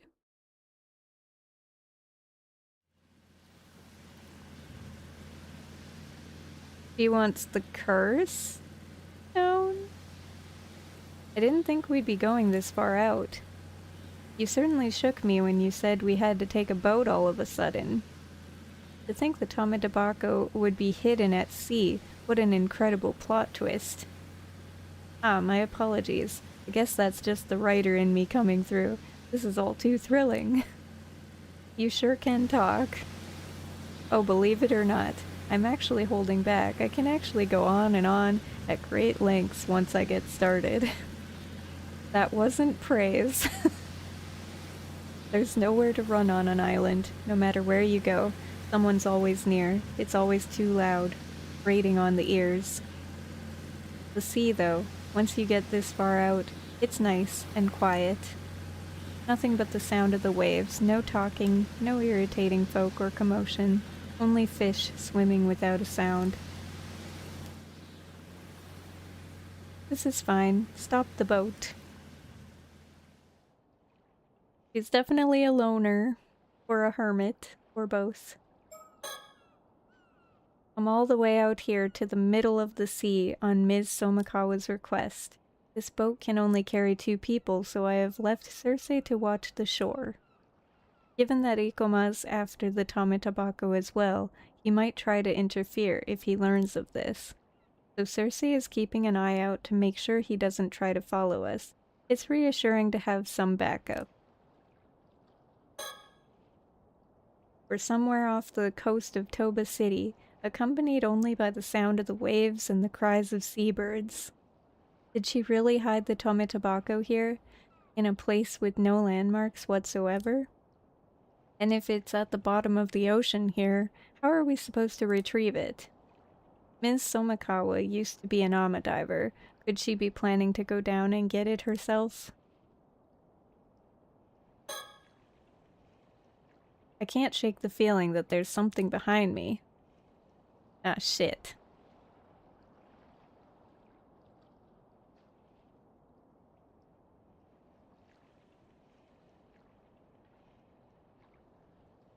Oh. Ikigami? Okay, hold up. First I'm gonna... She looks so solemn, I wonder what's going through her mind. Not gonna lie, I'm a little concerned she still hasn't told me the conditions of our trade. Will she ask me to trade her the cursed stone?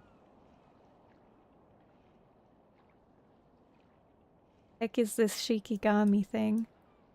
Hold up, I'm gonna save quick. Before I click this, cause... So will you tell me what you want to trade for the Tome Tobacco now? You've got the Forsaken Fish Curse Stone with you, right? Sure do. Have a good look. The Forsaken Fish Curse Stone. Looks like the real deal, alright. You want to trade the stone for the Tome Tobacco, right? I figured as much. Well, I'm fine with those terms. Let's do it. No, that ain't it. Oh, that ain't it?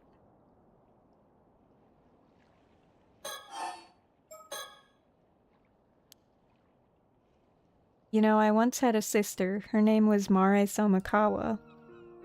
You say you had a sister. Does that mean... Yes, she's gone.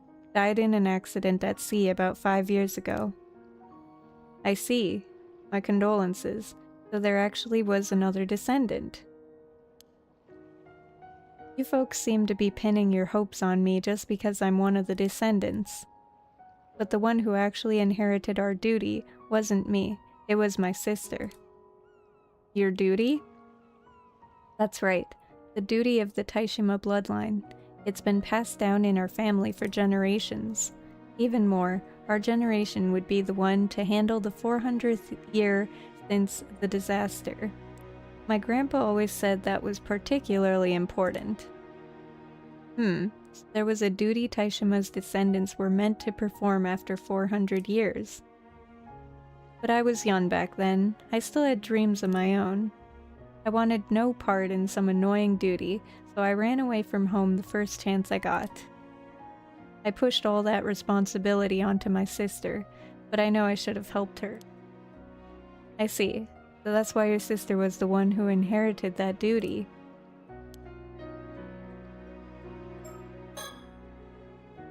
So it wasn't Ms. Somikawa who inherited the family duty, but her older sister. This is probably part of her so-called request. I'm curious, so I might as well hear her out. I really wanna...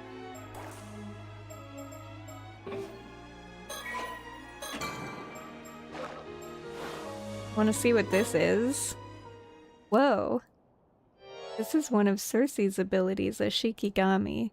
When someone's name is written on a piece of paper, she can make that paper fly towards that person.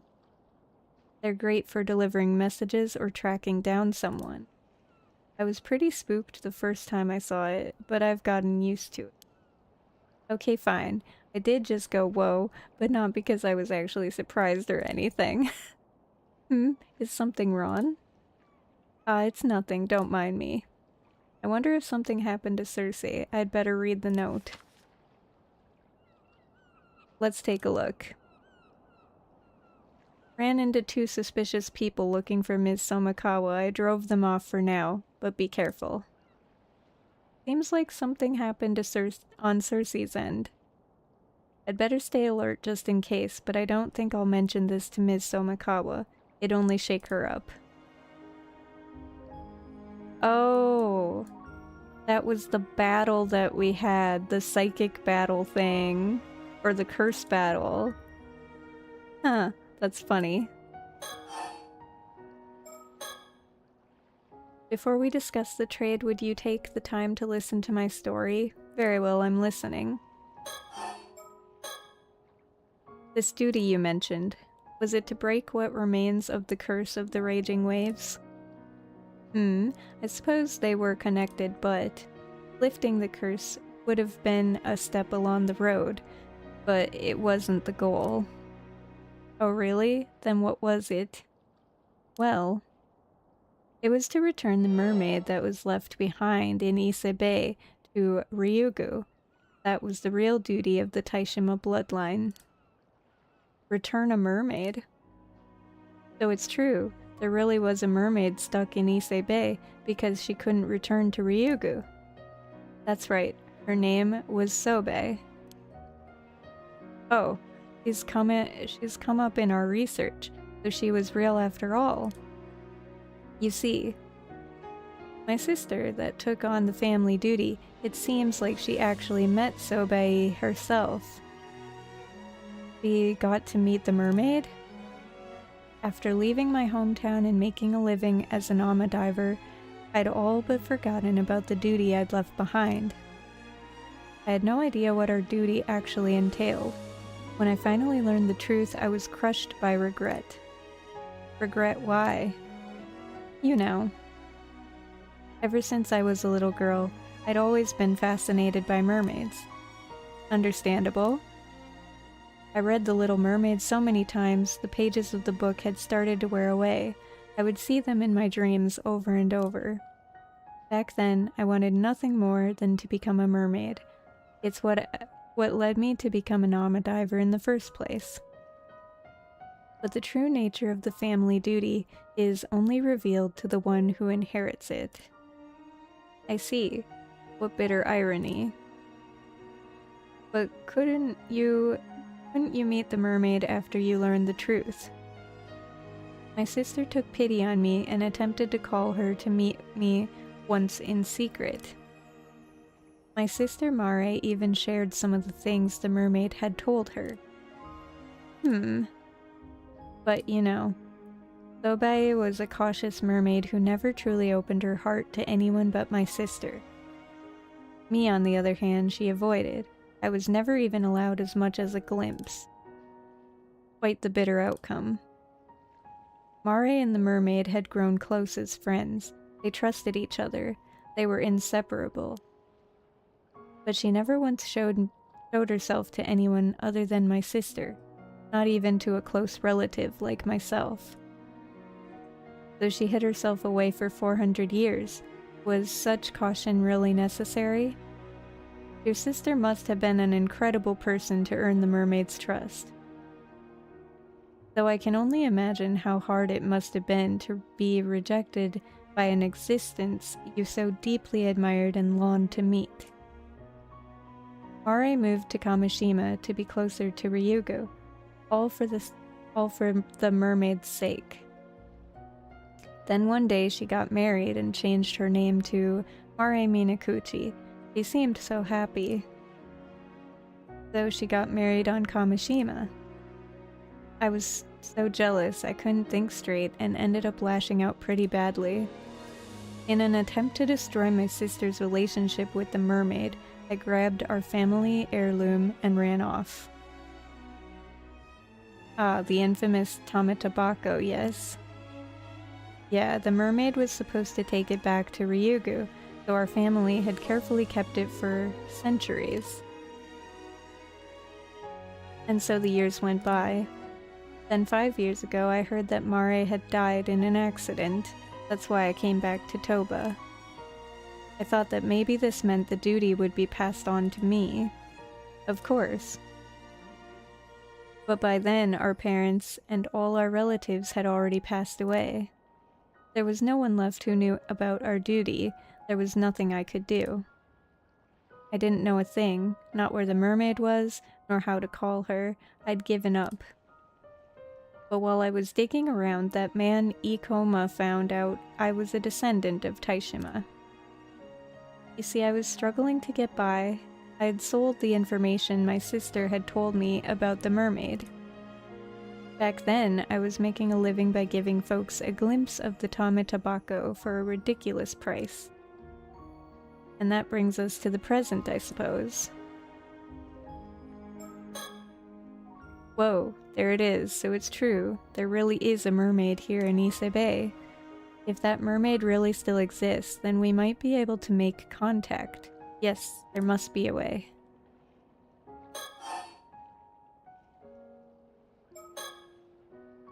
In other words, since your sister died in that accident, your family's duty was never fulfilled. And now you want us to go find the mermaid for you. That ain't it. Dang. I guess it must have been about 3 months ago. I was wandering the coast alone when the mermaid Sobe appeared before me. Oh, you finally got to meet her. She told me this. The seal on Ryugu's gateway has been lifted, so I will be returning. Your sister has done a great deal for me. I now ask you to return the Tometabako. Wait, what? The seal was lifted? Ah, is that perhaps why the curse of the raging waves became active again? So what about the Tometabako? Did you return it to the mermaid? I was so overcome with emotion and excitement. I told her, I have hidden the relic. If you want it back, take me to Ryugu. You said what? Not being able to fulfill my duty had been weighing heavy on my heart. But in that moment, that pain was gone. On top of that, I figured the mermaid had come to fetch me. Being able to visit the land of the mermaids, there'd be no greater happiness than that. But Sobe simply told me it wasn't possible and that she'd forfeit the relic, and with that, she was gone. Oh. So the mermaid had already returned to Ryugu then. Ever since then, all I've felt is despair and regret. I'm completely empty inside. There's nothing left. Damn it, Sobe has already returned to Ryugu. Even so, I will not allow myself to give up now, but I must get my hands on the Tometabako first.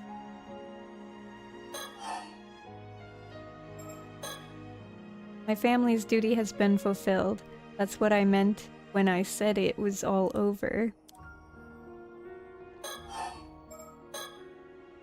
But then the Tometabako still exists, doesn't it? Sure does, but... even with such a fancy name, in the end, it's just a grimy old box. I opened it once. I was hoping there'd be some elixir of eternal youth inside or something, but it was completely empty. I see. Even so, I'd still like to trade for it. Are you sure? I don't see why, but whatever. It's not like anything matters anymore. I'm just sick and tired of it all. Ah. Okay. In the end, I never did figure out what that Tometabako really was. The mermaid forfeited it just like that, so maybe it never had any meaning to begin with.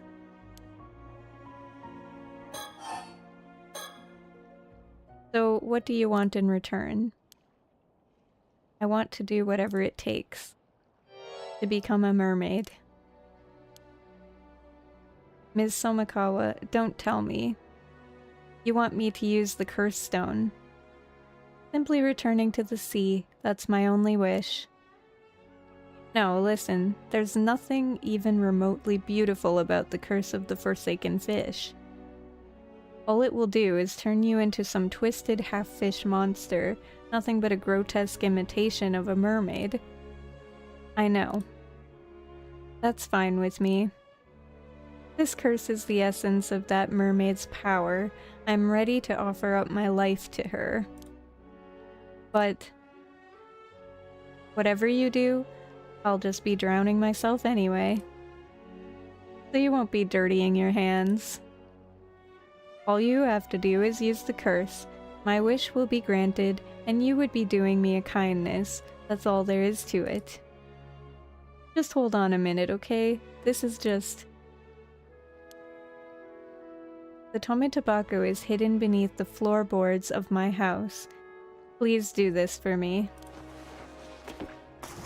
Miss Somakawa, wait! Ah, she's already gone. Will she come back up if I just wait long enough? Damn it, what now? What do I do? Should I grant her last wish?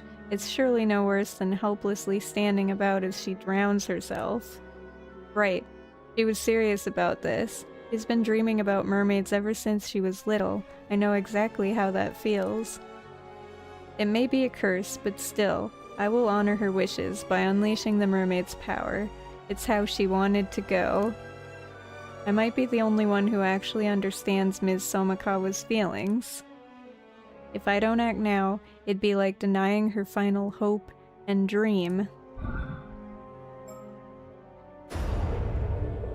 Ah!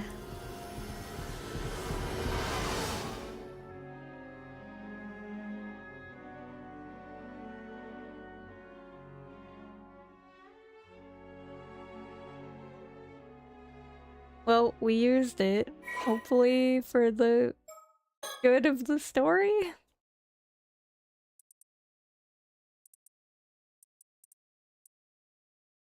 Alright. Azusa Somakawa.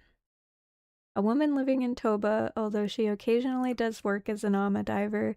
It's unclear who she is, where she came from. She apparently showed up in Toba about 5 years ago with nothing but a grubby wooden box to her name and has been living there ever since. As Mare Minakuchi's younger sister, Azusa is also a descendant of the sole survivor of Taishima. Following the destruction of Taishima, the Somakawa line hid themselves away, living for generations in a small village within the city of Shima. The book, The Little Mermaid, was a constant fixture in the household, a decision made so that the children of the family would grow up with a familiarity with mermaids. And Azusa read it repeatedly as she grew up, the tale fueling a fervent admiration for mermaids within her. Upon realizing that she could never be a mermaid herself, she instead decided to become an ama diver, thinking that it would at least allow her to swim freely through the sea, like the beings she so admired. Thus resolved, she left her hometown behind, leaving the family duty, nothing more than a troublesome burden to Azusa, to be handled by her elder sister alone. For all intents and purposes, it appeared that Azusa's wish had been granted. However, upon returning home, following her parents' deaths, she was taken aback to learn that the family duty inherited by Mare was in itself deeply connected to the mermaids. Forgetting how she had pushed the duty onto Mare to follow her own desires, Azusa grew deeply resentful of her sister, accusing her of keeping the mermaid to herself and asserting her right to take up the family duty. But it was too late. Mare and the mermaid had already forged an unbreakable bond that no amount of words or deeds could undo. Following Mare's death, she was finally able to meet the being that had enchanted her for so long. However, her desperate plea for the mermaid to take her back to Ryugu with her was met with staunch refusal, and the mermaid left shortly after, never to return. With her opportunity to fulfill the family duty gone, and her chance at connecting with mermaids lost, Azusa sank into despondency, spending her days in an empty haze. Amidst this despair, the curse of the forsaken fish that appeared before her seemed to be a final chance to have her wish granted. Driven by regret over what she perceived as a life of wrong choices, and consumed by her obsession, she threw herself into Ise Bay and surrendered herself to the curse, ultimately dying due to its effects, her form writhing in agony brought on by her sudden transformation. bore no resemblance to the mermaids she had once so admired as a child, yet it is said that the expression on her face when her body was discovered a day later in Futamagara seemed somehow content. Ah, so her body is the body that was found because we found that body. It's all making sense now. We found the body and it looked like they were at peace even though they were half fish, half person, or whatever. Sobae, one of the three mermaids who were said to have lived near Taishima about 400 years ago, she has since returned to her home, Ryugu.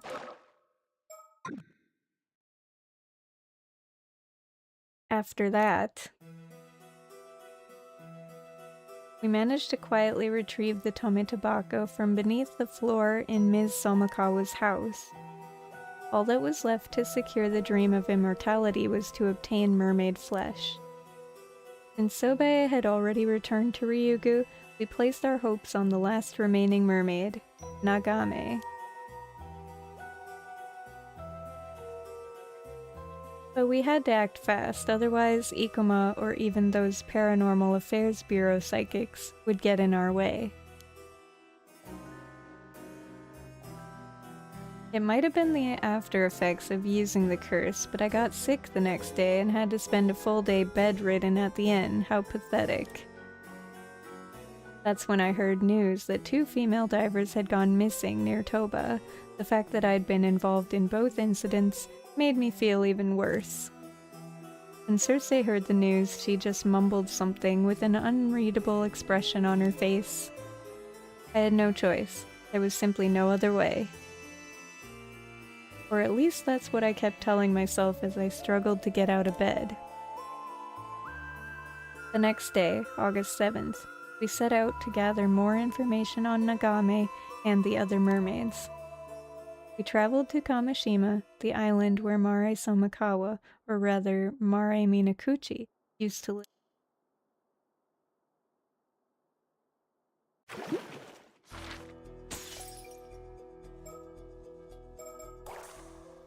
The plot is starting to thicken.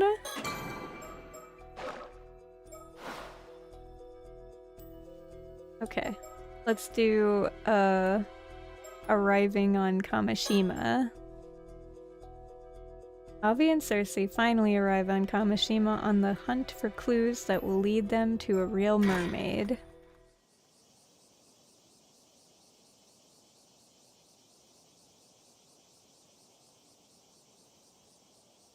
Finally, after our long, arduous journey, we have arrived at the fabled island of Kamishima. Hey, are you alright? You don't look so good. You mean you're completely fine? The whole area is literally oozing cursed energy. I didn't think it was so bad before. Is it getting stronger? Can't you dispel curses? Minor ones, sure, but this is on a whole other level. I see. It might be best we don't stay here too long then. Let's just ask around as much as we can. When you feel like you've reached your limit, make sure to tell me, okay? Got it. I'll do my best. Alright, let's start by asking the locals about mermaid legends first. I'd like to ask around to see if anybody knew Mare Minakuchi as well. That's the plan. Let's move.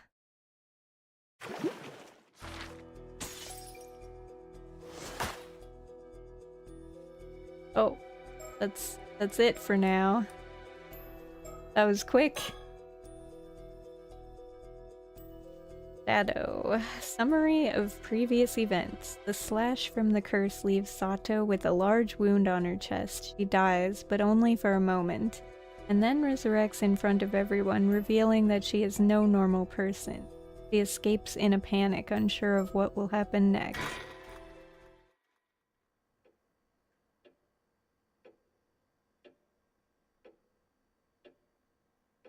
Ugh. Huh? Was I asleep? Oh, right. I got attacked out of nowhere right in the middle of Chuo Street. Every time I come back to life, my head's always foggy and my memory is all over the place. Let's see, after I was cut down, everyone saw me resurrect, so I panicked and started running around trying to hide. But in the end, Mr. Wakamura found me. He told me to stay put in the house and keep my head down. Sounds like things are getting pretty chaotic on the island, all because of me. Apparently Mr. Wakamura told everyone he would handle it, which helped smooth things over. What now? Now everyone knows I can't die. Be that as it may, I've still got something I need to do. That is it. Time to see it through. Today has been so hectic, I need to take a second, gather my thoughts, and figure out what comes next.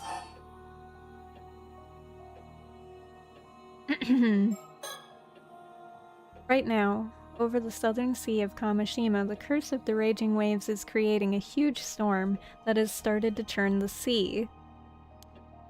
They say it can whip up a violent storm without warning, the kind that can flip a boat in an instant.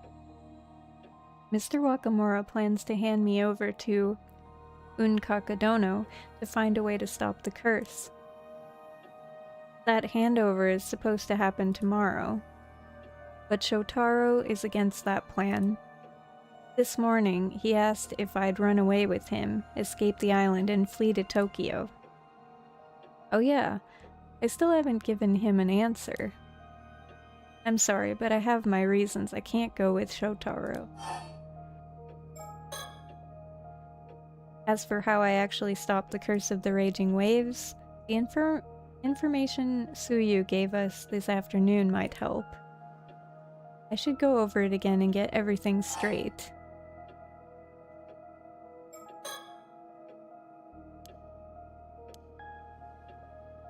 Okay. Before I go through all of that, I want to look at the surroundings and make sure there's not a hidden bird. It's already pitch black outside. It's quiet, too quiet. It's putting me on edge.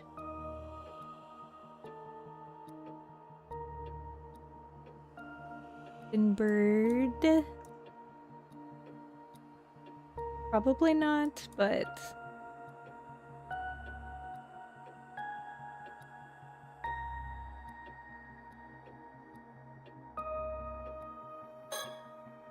The phone's quiet now. Let's hope it stays that way.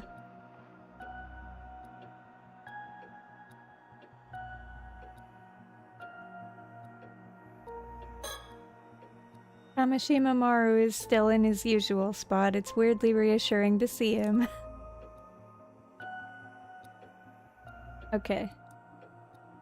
Let's, think. Earlier today, after Mr. Wakamura told me to wait here, we snuck out and went to talk to Suyu. We learned some rather important info there. Are you kidding me? Wakamura's fixing to hand you over to someone to try and break the curse of the raging waves? Treating people like they're nothing but tools, that's just plain awful. Exactly. But if we can figure out how to lift the curse ourselves, then maybe it won't come to that. If you know anything about the curse of the raging waves, please, we need your help. Well, of course, I don't know what I'd do with myself if we lost you, Sato.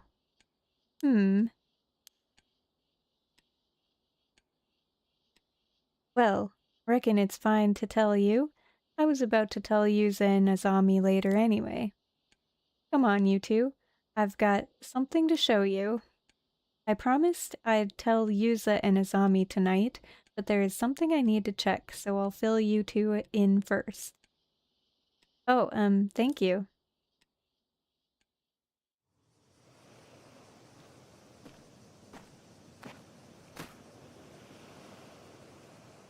Ah, there it is, just as I remember it. Suyu, are you sure you are okay to be climbing these rocks with your injured leg? Oh, don't you worry about me. Still got a few tricks left in these old bones. Truth is, I put together a little shrine behind these rocks. Nobody else knows it's there. So it's been hidden here for ages now. Really? There was a shrine all the way out here? Oh, is this one of those bronze mirrors? I think I saw one in my history textbook once. It's kinda old and worn, but it's so small and cute. It's a beauty, all right, but there is a lot more to it than it looks. Wait, I know that bronze mirror, no way. Even out here, Suyu remains her usual calm, unshakable self. Unfortunately, that only makes it harder to tell where the jokes end and the serious talk begins. I think I might have picked up a bit of that from her. The sound of crashing waves and the distant roar of the sea fills the air. The weather is so nice, and yet something about it has me on edge. Having Tsukasa here with me means more than I can say. How far will she follow me in all of this, I wonder? Let's see what Suyu has to say. A bird.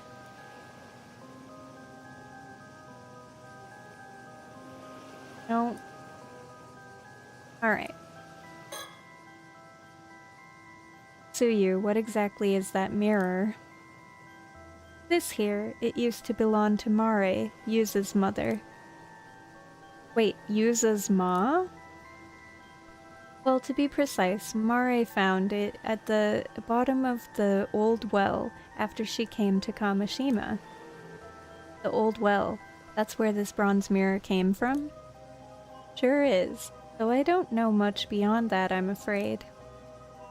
Anywho, she said we had to keep it enshrined somewhere that overlooked the southern sea, so we tucked it away back here. It was here even back when Mare was still alive, so that's gotta be near 20 years now. That's a long time.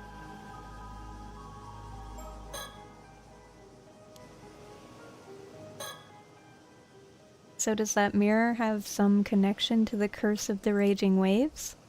Sure does. Listen, all I'm about to tell you is just what Mare once told me. But I trusted her with all my heart, so I'll speak as if I know it all to be true. Yes, of course. This curse of the raging waves isn't some tiny little curse that someone can just throw out whenever they like. It's a massive curse that's been churning down the southern coast of Kamishima for a good 400 years now, non-stop. Wait, seriously? If that's true, wouldn't there be a huge storm all the time? There's the thing. The curse had been sealed away all this time, held back. All because of a sacrifice offered up 400 years ago. A sacrifice. Yes, a real sacrifice. You don't mean like symbolically, you're saying someone was actually sacrificed to keep the curse at bay? Exactly. Many, many years ago, someone made the ultimate sacrifice, but thanks to that, the source of the curse was sealed away. And this here bronze mirror supposedly belonged to the very person who was sacrificed. No way. Thing is, even with that sacrifice, after 400 years, the effect that held back the curse are getting weaker and weaker. Wait, really? So in other words, now that the curse is overpowering its seal, the curse of the raging waves could be set loose again. That's how it seems. But at the same time, it seems the curse itself has become a lot weaker over the last 400 years. Even with the seal wearing thin, the power of this bronze mirror has been able to keep it at bay. It's managed to hold back the curse of the raging waves for the past 10 or so years. The mirror doesn't hold a candle to a real sacrifice, but still, it's got enough power to suppress the curse. Right, So if it wasn't for that mirror, the curse might have already swallowed up the island. But if that's the case, Mare wasn't a curse bearer trying to unleash the curse at all. In fact, she was the complete opposite. She found the mirror and was trying to hold it back, right? Well, that's true, but it ain't quite the whole story. What do you mean? If I understood that right, Mare wasn't causing the curse. She was trying to hold it back. To explain what I mean, I need to tell you about where Mare came from. I thought no one knew where she came from. Sorry for keeping it from you. The truth is, Mare was a descendant of a place called Taishima, an island that was wiped off the map long ago. Wait a sec. Taishima? Isn't that the place where the Curse of the Raging Waves started, after it got invaded or something? That's the one. Hold on. I heard that Mare was a descendant of the people who destroyed Taishima, that she was the one who brought the curse. Quite the opposite. Her ancestors were the ones being destroyed. Well, dang, that sure changes the story.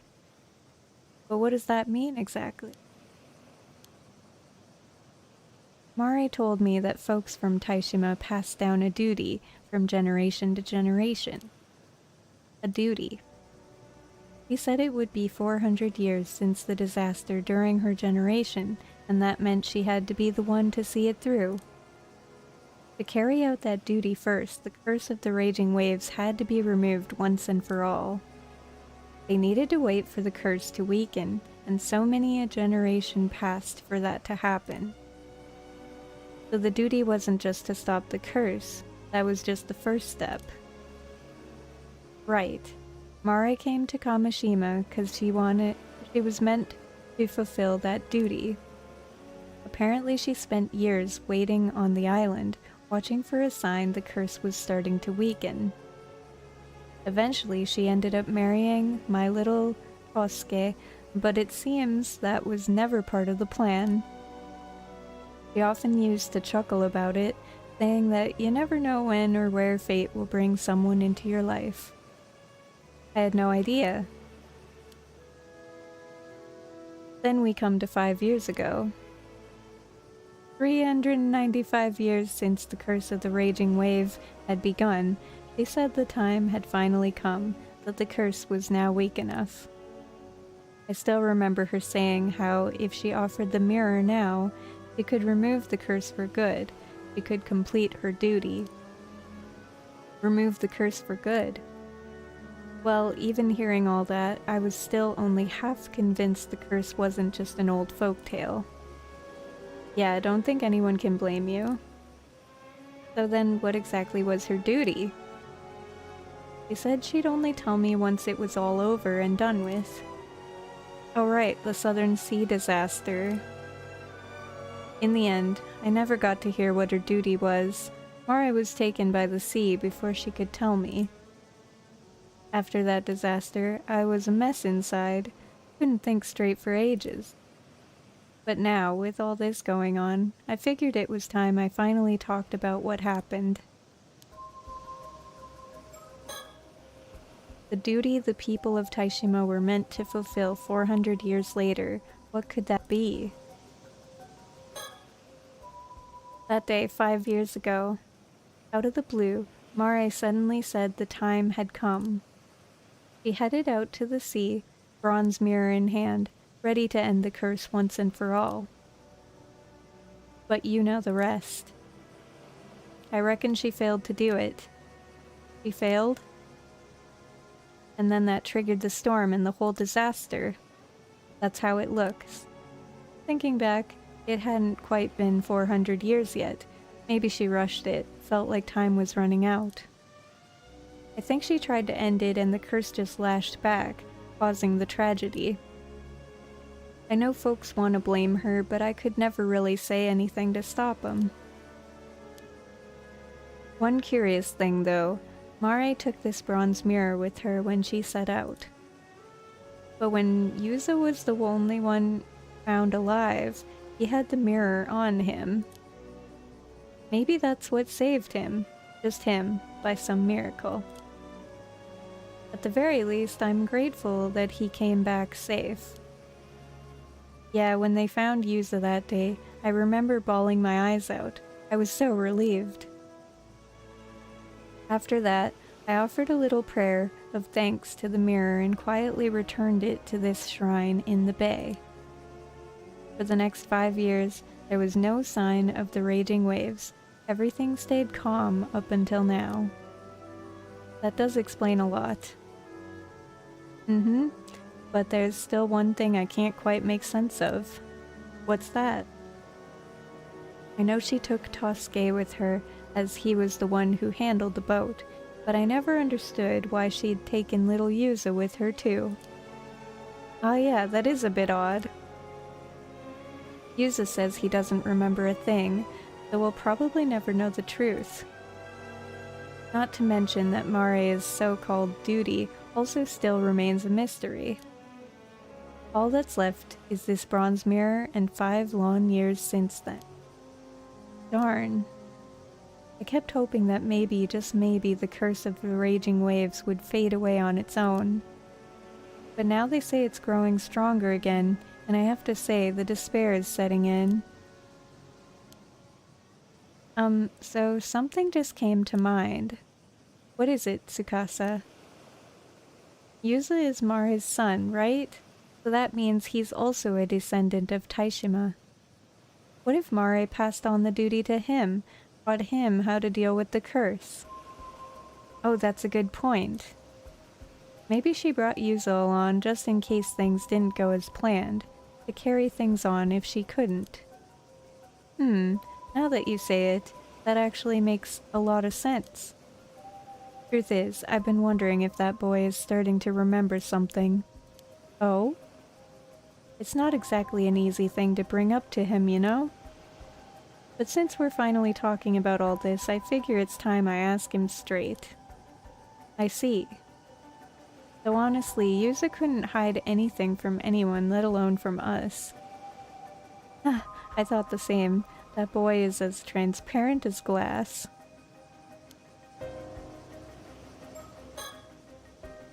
Mare tried to end the curse of the raging waves and failed. It cost her life and caused a disaster. So just offering the bronze mirror wasn't enough. What was missing? So listen, Sato.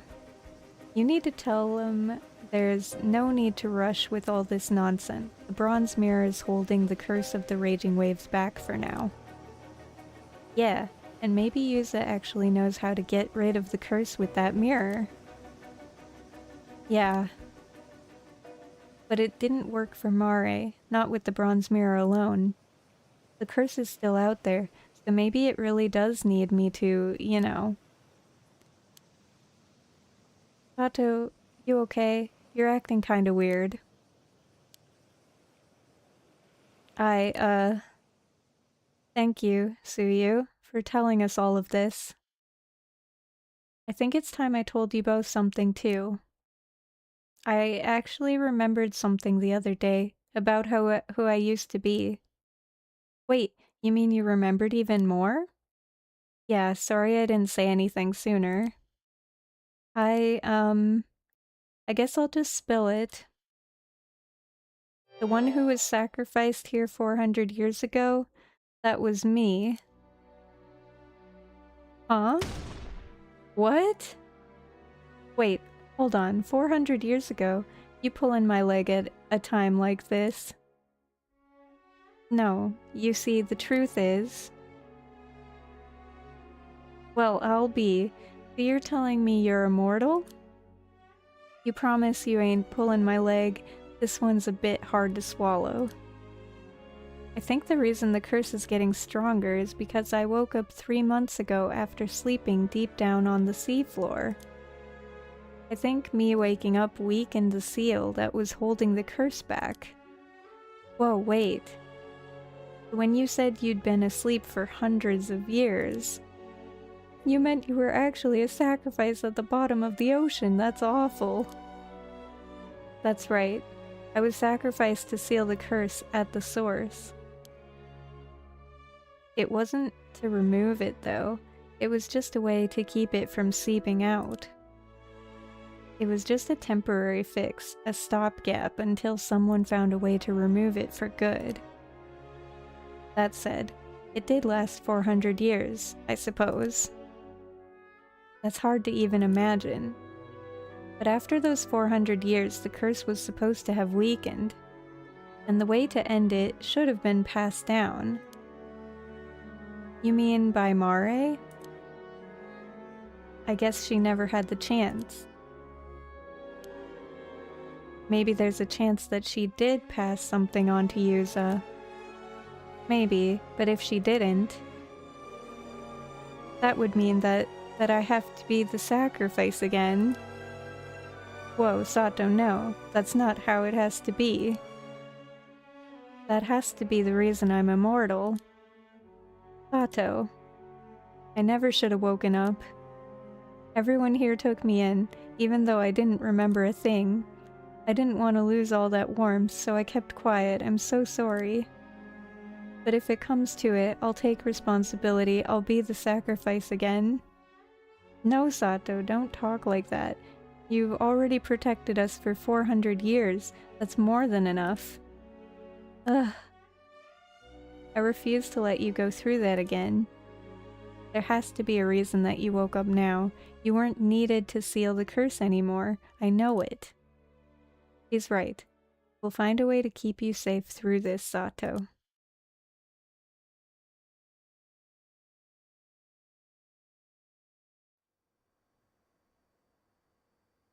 I got a bit overwhelmed back there. But Tsuyu and Tsukasa both told me that there was no need for me to be the sacrifice. Still, I can't help but feel I have to do something. Of course, if there's anything I can do to avoid being sacrificed, I'll do it.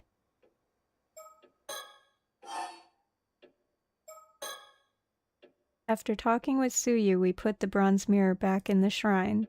With the curse so unstable right now, moving it away from the shrine seemed like a bad idea. Tsuyu said she plans to tell Yuza and Izami the same thing she told me. And if that leads to anything new, they'd let us know. That bronze mirror definitely was something I owned a really long time ago. I never imagined it held power strong enough to suppress a curse, though. But even offering it up didn't fully get rid of the curse of the raging waves. Which means there must be some other condition that wasn't met. The real key to ending the curse has to be tied to something, or someone, related to Mare. Hopefully Tsuyu will be able to tell the others more about that.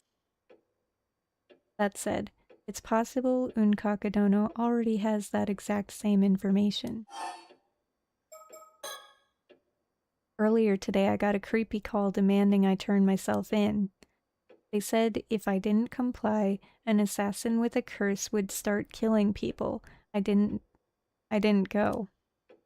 And sure enough, later that evening, I was struck out of nowhere by some invisible slash and killed.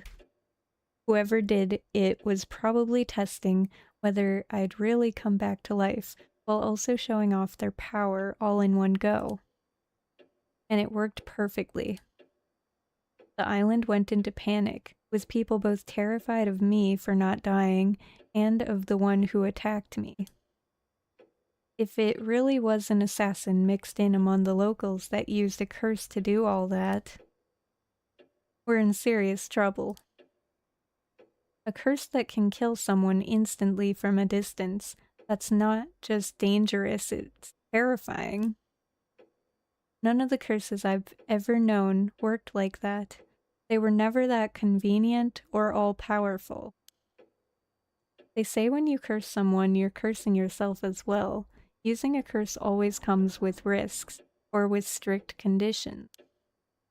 To target me so precisely, in that exact moment and place, from somewhere I couldn't even see.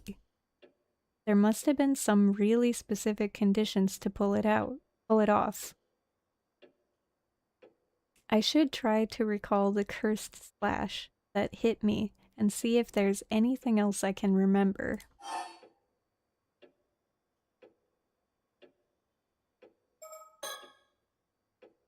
That attack, it was brutal. I changed clothes, and the wound's gone now too. The wound's not gone now, but can't stop the cold sweat. My body still remembers the pain. But I'm the only one who can get to the bottom of this curse. I need to think back, remember exactly what happened when I was cursed. It seems that Mr. Wakamura still hasn't figured out who the assassin is either. Whoever they are, they're blending in with the locals and triggering the curse with ease. As far as I know, only a psychic with a powerful spirit sense could use a curse like that. Is there really someone like that on this island? The killing definitely won't stop with just the attack on me. Even the man on the phone was ranting about killing everyone off one by one. But at least for the moment it seems pretty quiet outside. Still, there's no telling when it'll start. If that caller really can wield a curse, maybe turning them down wasn't the smartest move. Then again, there's no way I was just going to hand myself over. And like Shotaro said, there's also a chance the caller was working for Unkakadono. There has to be some kind of clue. Was there any sign, anything at all before I was struck? Wait, that's right. Just before I was slashed, I saw something reflected in the hand mirror, a mysterious shadow. If I remember correctly, it looked like a warrior in armor carrying a sword. Wait a second, could it be?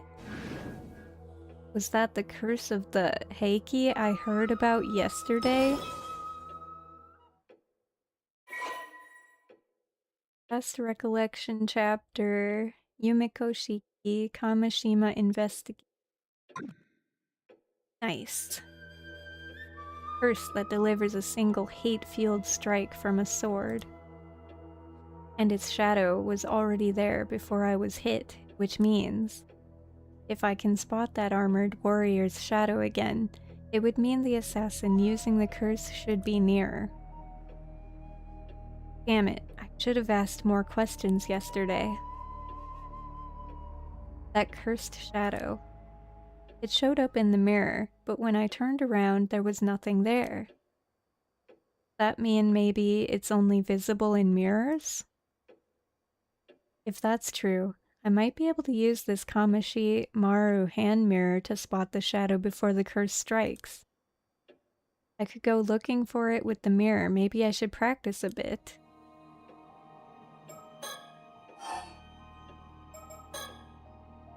Let's try using the mirror, just a little test. Okay, here goes. Yeah, looks like I can use this mirror to search for things behind me.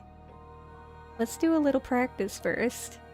Let me try to reflect the Kamashimaru flag in the mirror. Once I can see its reflection, I'll take a closer look at the hand mirror.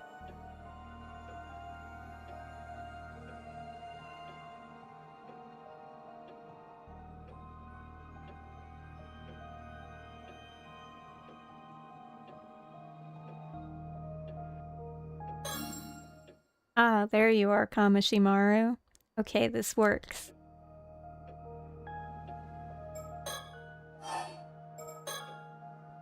Okay, if I can catch the shadow with the mirror before anything happens, then maybe I can find the assassin right as they're about to use the curse. Wait, one problem. If anyone on the island sees me now, it'll just cause more panic. I'll have to stay hidden while I move around.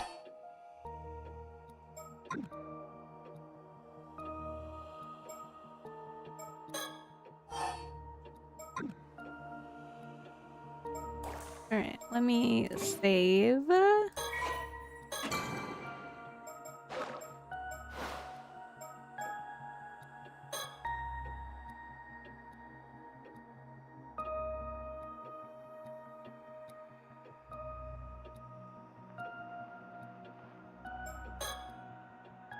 I guess for now, I just need to do whatever I can. If I can find that armored shadow again, Maybe I can at least deal with that curse. I'll have to try and avoid places with lots of people around, though.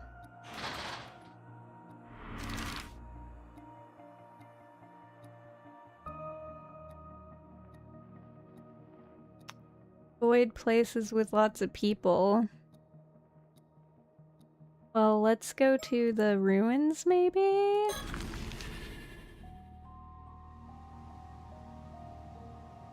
This area seems pretty empty. Time to take a look around while I have the chance. Okay, let's take a look around. Maybe I can find that shadow with the mirror.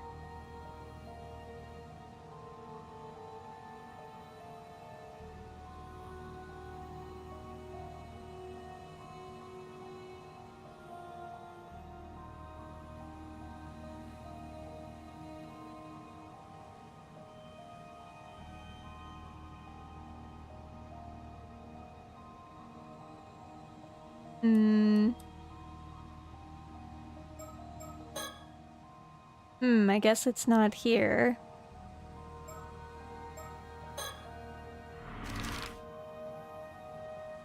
Try the bay?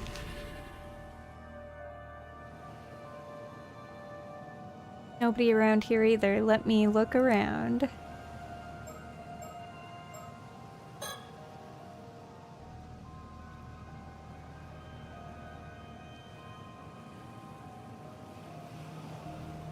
Ah, shit.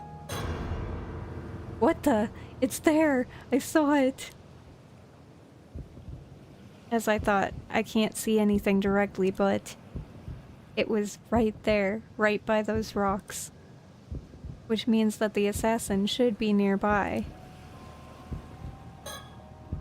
Wait, didn't Tsuyu say she was meeting Yuza and Azami here later?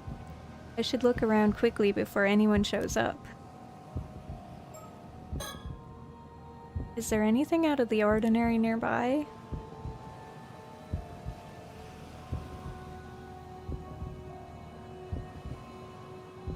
Shit. Huh? Who's that? Damn it, they took off. Wait! Ha! Ha! Damn it, I lost them. Well, someone as out of shape as me never had a chance to catch up. I don't even really know if they went this way. This is hopeless. Ah, damn it, I'm completely out of breath. Ugh, I didn't think this far ahead. What did I think I was gonna do if I actually found someone? Anyway, running around in the dark isn't gonna get me anywhere. But I did see that shadow again, along with someone suspicious nearby. Taking off like that the second I saw them was just about the most obviously suspicious thing they could have done. That pretty much confirms there is an assassin using a curse to attack people on the island, just like the phone caller threatened. But even if that's the case, is there anything I can do to stop it? I mean, I'm not exactly built to fight. I'm pretty sure I'd lose to just about anyone. Can't do this alone. Have to find someone to help me. But who can I even ask at a time like this? Wait, hang on.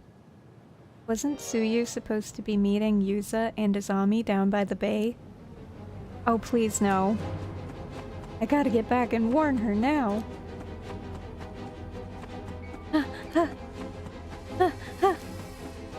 I can't breathe. So out of shape.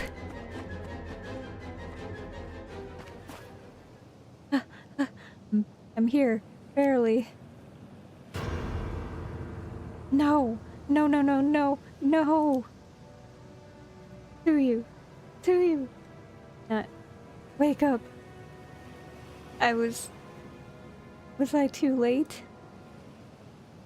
No, this isn't happening. Wait, what about Yuza and Azami? Weren't they supposed to meet her here? There are footprints. Maybe they ran to get help already. Tsuyu! No. This is the same wound as mine. It's hopeless. She would have died in an instant. There's nothing anyone can do.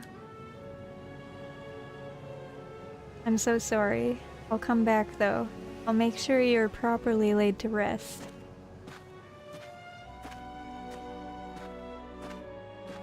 After that, Sato returned to the island's city center, which had turned into a living nightmare. Countless others had already fallen victim to the curse. Bloodied bodies lay scattered across the ground. People fled in panic, screaming and confused. Some turned on others, shouting wild accusations. Others broke down, wailing in hopeless hysteria. Many clung to lifeless loved ones, crying in despair. In the midst of the chaos, not a single person paid Sato any mind. Sato Shiranami wandered through the devastation, overcome with guilt. If she had only done more, maybe this tragedy could have been prevented.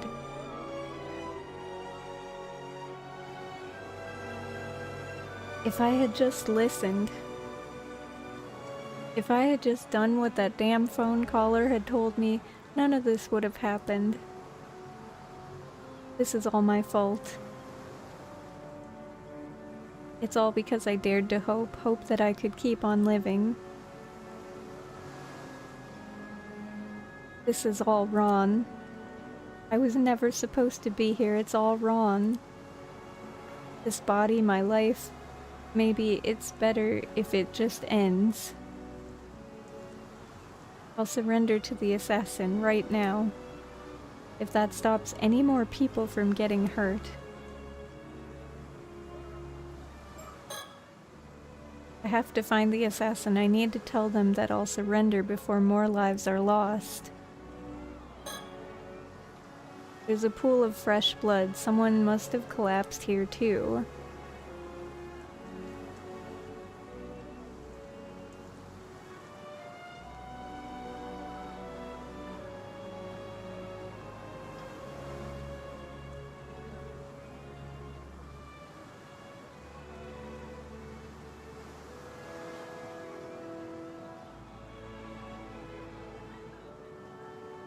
Oh shit!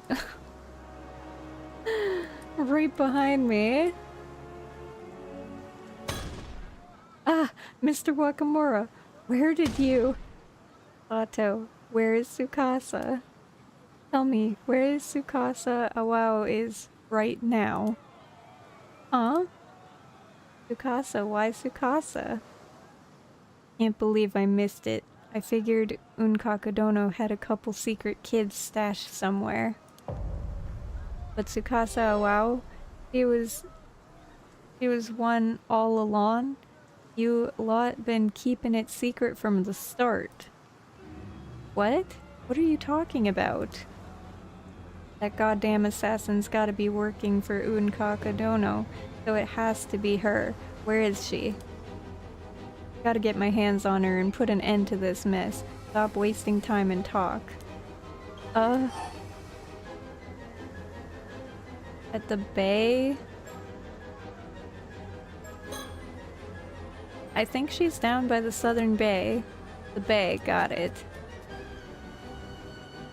That was close. I gotta find Tsukasa before he does. And warn her. If she really is hiding, I bet she'll be up at the Antakisho ruins. No time to waste. Someone's here. What the hell? Gah! Sato! Sato! Use it. Just... Both of you need to get out of here. It's dangerous here. Hurry. But what about Yuza?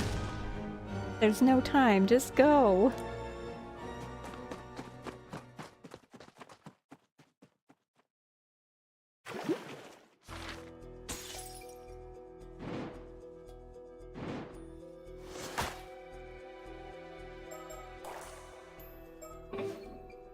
Oh yeah, didn't Yuza, like, die or something? I don't remember.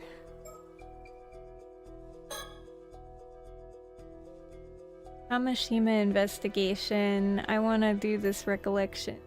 Yumiko and her partner learn about the threat of the curse of the raging waves encroaching upon Kamishima and head over to warn the island.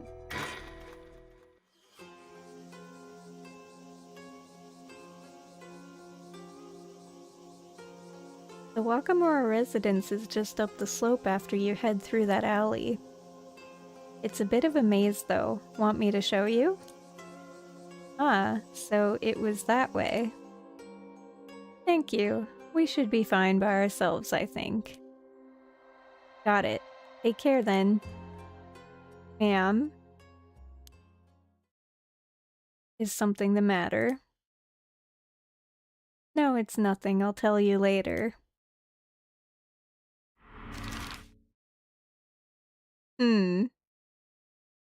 Weird.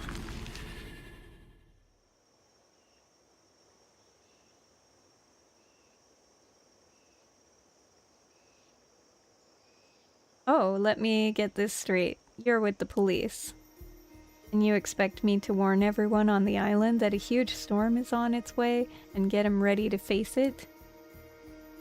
That's it in a nutshell. I'm so glad you understand. Humph. This about the curse of the raging waves. Way ahead of you there. I've been warning him for ages. Well now, you know about the curse. Can it be that a certain sorcerer acquaintance of yours told you about it? That's right. Unlike you phony psychics who crawl out of the woodwork every other week, my instructor is the real deal.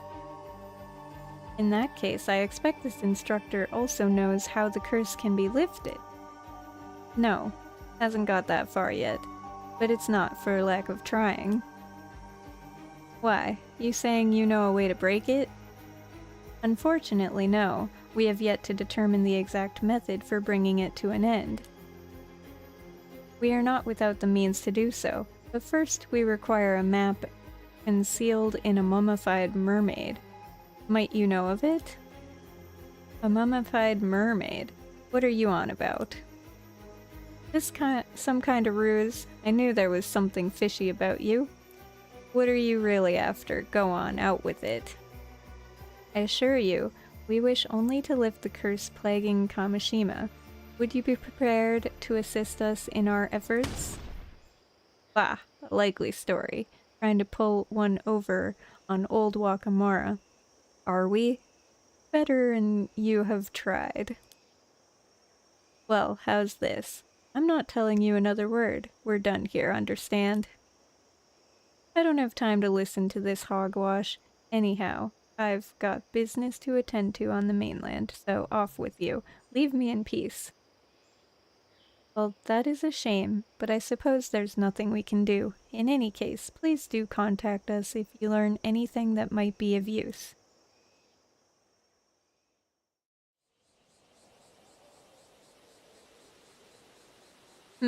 Not very cooperative, is he? I don't see why he's so suspicious. He had his hackles up from the first. Perhaps he's so accustomed to dealing with rough customers that he can't believe anyone would be sincere. However, he does seem to be as interested in breaking the curse of the raging waves as we are. True, and this sorcerer of his must have some psychic ability if they were able to perceive the curse. Wish I'd thought to ask their name. Oh, I think I have an idea of who it might be. It's a small world, this industry. Oh, really? Mr. Yamashina called them a big shot who has appeared on television, and I recognized their mark on the implements in Wakamura's room. It must be Wigan Gamyoda. Gamyodo? Never heard of him. No. They used to make frequent appearances on occult programs, though they always hid their face on camera. Sorry, it's not ringing any bells. Well, lately, they seem to be raking in a fortune as a corporate consultant for hire. Their powers have a reputation for being accurate and potent, and their popularity has grown to the point where they can essentially name their price. If they're that good, maybe we should let them take care of the curse of the raging waves for us. Perhaps I should mention Gamyota's popularity has reached such heights only very recently. Up until last year, they had a very poor reputation among others in the industry. In fact, as I recall, on the list of notable psychics kept by the Paranormal Affairs Bureau, they were given the lowest rank. In other words, they were put on the same level as sham mediums riding the waves of the occult boom. I'd forgotten about that list. While their sudden rise to fame and fortune after changing up their business at the end of last year is certainly suspicious, I am more concerned about the possibility that they are using a harmful curse to suit the needs of the highest bidder. Regardless, I'm not sure I would trust them to handle this affair on their own. You never know, maybe they just had a change of heart and started training seriously. Even so, I highly doubt they would have time in their busy schedule to venture out here and solve this case in our stead. Oh, I completed all character profiles. This was the last one. Vegan Gamyoto, a mysterious sorcerer. Although said to possess exceptional supernatural abilities, they have revealed nothing of their true identity. Both their age and gender are unknown. Vegan Gamyoto was previously most known for their prominent media presence, with numerous appearances both on television and in magazines. Wearing an unusual outfit that covered their face, they would demonstrate a variety of psychic abilities, including exorcism, possessed individuals, assessment of submitted ghost photographs, identification of guiding spirits, and conduction of telepathic readings at haunted locations. Their unique sense of presence and high rate of accuracy garnered them a sizable following, particularly among occult enthusiasts, and they were known to accept consultations from the general public as well as media outlets. Thanks for the hydrate and posture check, gamers. Cheers. However, the end of the previous year saw this once public figure suddenly withdraw from the spotlight.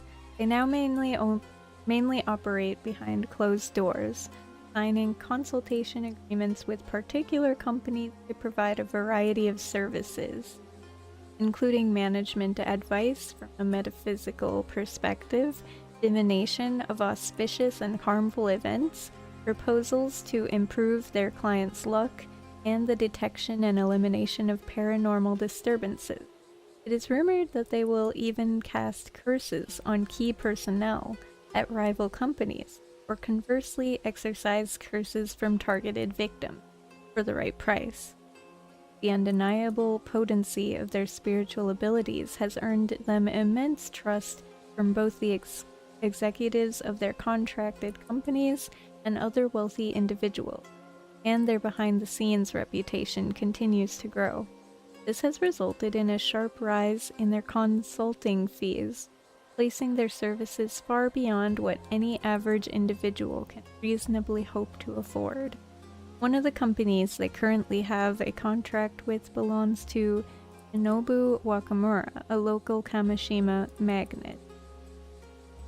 Among psychics, opinion on them is more divided. Many have noted that their spiritual ability during the time they were openly active in the media was too weak to allow them to perform advanced techniques of any sort, to the extent that they were considered little better than a fraud, leading to suspicion about what prompted their sudden change in course. It is now almost impossible to find footage and articles from their past media appearances, and the names of the companies with which they have consulting contracts are entirely undisclosed obfuscating their identity, purpose, and true extent of their power.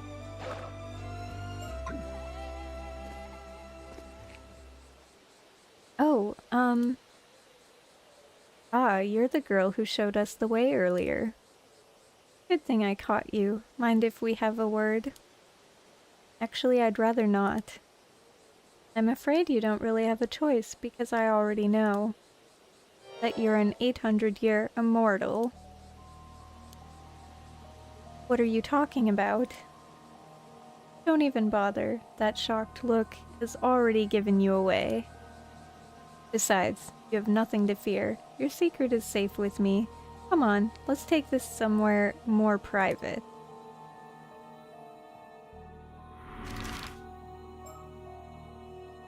Let me make a quick save here.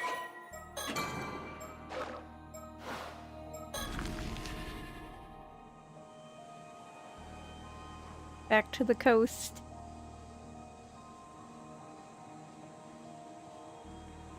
So in short, when you came to, you'd been washed up on the shore of the bay. Wakamura took you in. And that's as far back as your memories go. You don't remember anything about your life before that, not even why you became immortal. No, except I'm pretty sure I was forced to eat mermaid flesh by someone. But you don't know when or why. No. So you've only recently woken up and you have no idea where you were or what you were doing before that. Pretty much. I get the feeling I was in a kind of deep sleep at the bottom of the sea for a few hundred years. But I've got no clue why or how or what led up to it. Interesting. Well, how about we go over the facts one by one, just to make sure we're on the same page. Okay? I wonder if Wakamura knows about her immortality. He seems to be her guardian. If he does know, and he let slip of Yamashina about it, that could become a problem. It's just one thing after another. What are we to do about her? This girl, she calls herself Sato Shiranami. I wonder if she made that name up. Either way, I doubt we'd find her in the civil registry, though that shouldn't affect her life too much while she's living on Kamishima. If her readiness to give us directions earlier is anything to go by, she seems to know the island quite well. I just hope she'll be alright. This is the southwestern coast of the island. We've got it all to ourselves right now.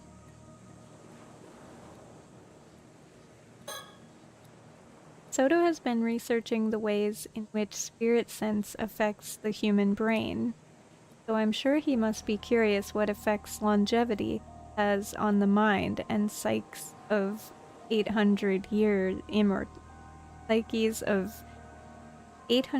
immortals. It appears she has a lot of gaps in her memory. Having never encountered an 800-year immortal before, I must confess I am bursting with questions. How does such a lifespan impact the structure of their brains and memories? It would be fascinating to find out.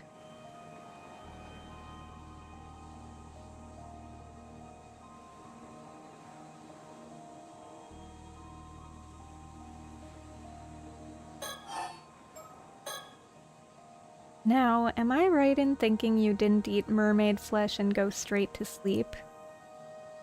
You were up and about for a few years in between at least. I think so. What interests me is the fact that you were already familiar with the term 800-year immortal. It is not a widely known concept. You must have been in the unique position to acquire knowledge of it before you went to sleep. Yeah, I have a vague memory of being told that that's what we were called. But I don't know when that happened or where, let alone who it was. Maybe you'll remember in more detail if we touch on some other topics. Guess we'll just have to go by process of elimination. Work our way down the list till we get a hit.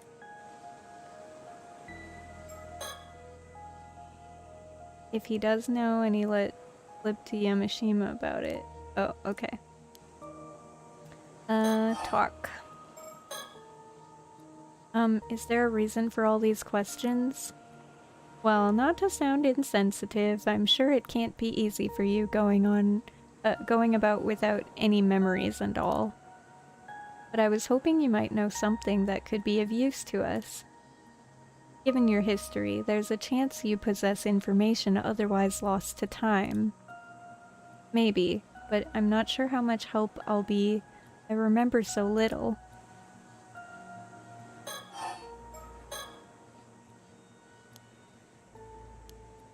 Okay. Same thing.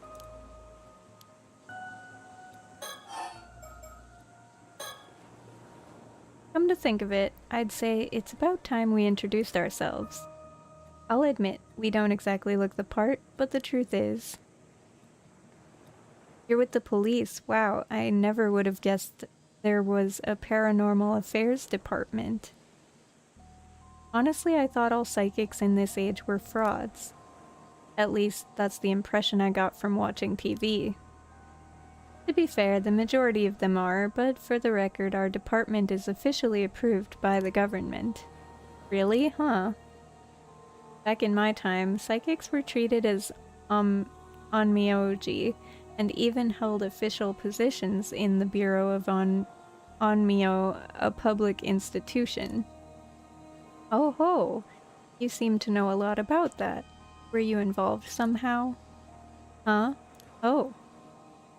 I explained all that without even thinking, it just came naturally to me. Honestly, I'm as surprised as you are. I guess this means I must have had something to do with the Bureau of Onmyo.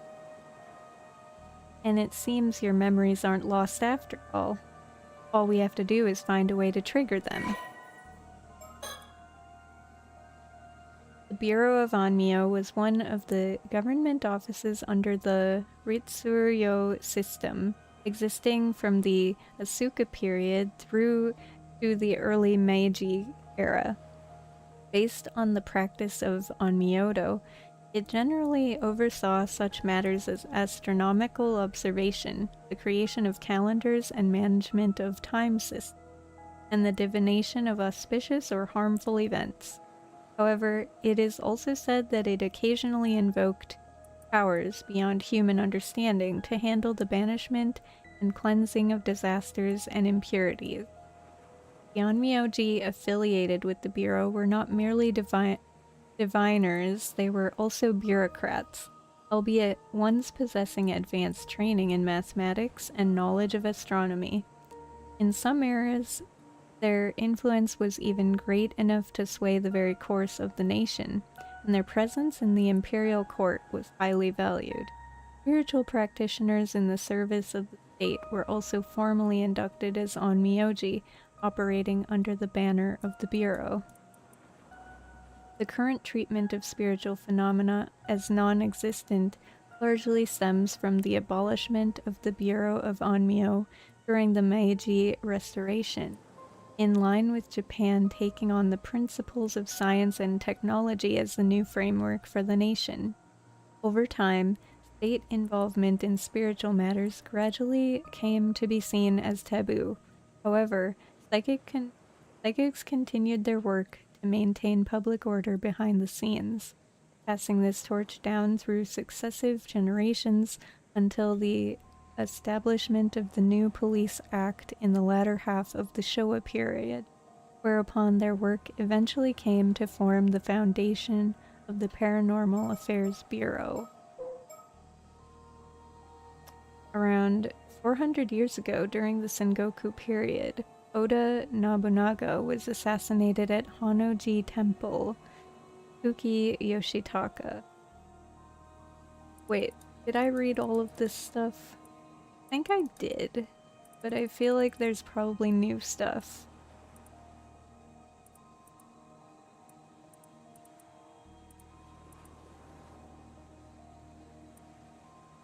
I think Yeah. Okay, we read this whole thing, and then this is new. This bottom stuff. The fate of the mermaids. After Harukage sealed the entrance to Ryugu, the two remained mermaids, Nagami and the two remaining mermaids, Nagame and Sobe, were left unable to return home. Nagame, free-spirited by nature and yearning to explore the seas beyond Ryugu, seized the opportunity to travel the world. A journey that would span the next 400 years. Enamored by the tale of a fairy tale romance, she was said to have been enthused at the thought of finding her own tale of eternal love as she left. However, the more serious Sobae was deeply affected by Hayase's sacrifice. Mourning her loss and filled with longing to return home to Ryugu, she spent her days hidden in the depths of Ise Bay, weeping bitterly. The fate of the surviving islander. Tomikawa, the sole survivor of the Taishima Islanders, saw Sobae's tears and vowed to protect her, promising to do all he could to ensure return to Ryugu one day. The treasure the mermaids entrusted to him, a Tamatabako, has been passed down through generations of the Somikawa family as proof of the oath being honored by descendants 400 years later.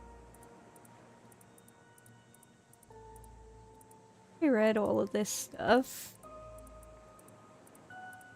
The story of the invasion of Taishima.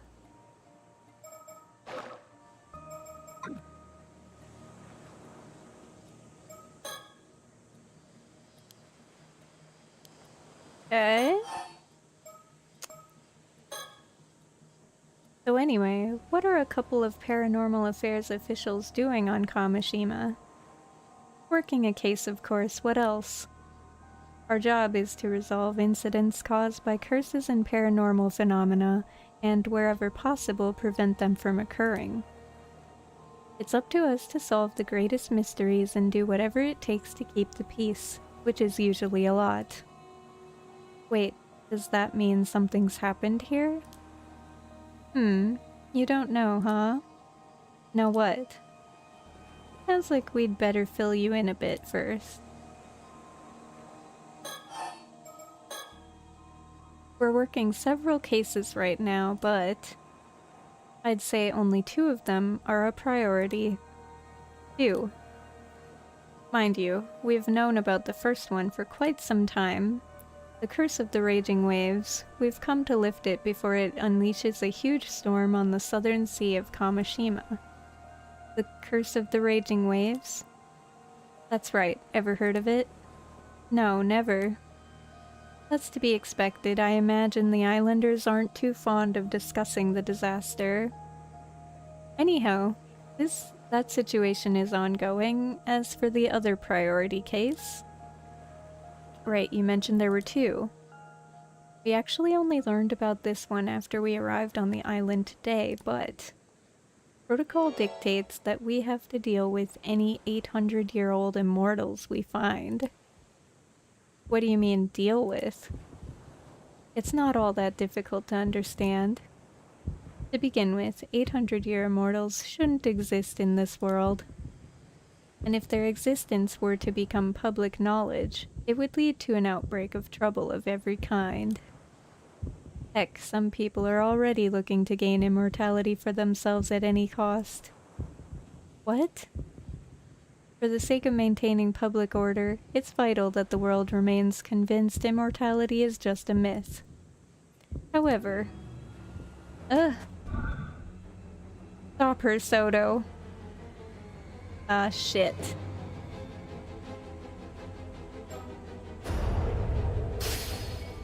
Oh.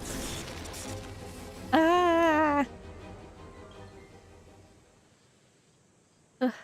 Can't you just let me go? Calm down, will you? I hadn't finished. What I was going to say was, I've got no intention of doing anything with you, so don't worry. Wait, really? Surprised, but you should know better than anyone why that would be. You might be an 800-year immortal, but your time is nearly up. Ugh. Ah. These eyes never lie. Sato Shiranami, for the first time in centuries you're standing on death's door. In a matter of a few days, you'll be gone from this world, am I right? Yes, it's exactly as you say. I think. I've only got 2 days left now. Just 2 more, huh? So you knew this was coming, but you chose to make a life for yourself on the island even so. Yeah. I've known all along from the moment I woke up. Well, now you know why I'm prepared to turn a blind eye. In just 48 hours, give or take, you'll fade away, and that will be that. Of course, you would have to swear to keep your identity a secret to the last. But provided you can keep your word, you're free to go. I can, and I will, thank you.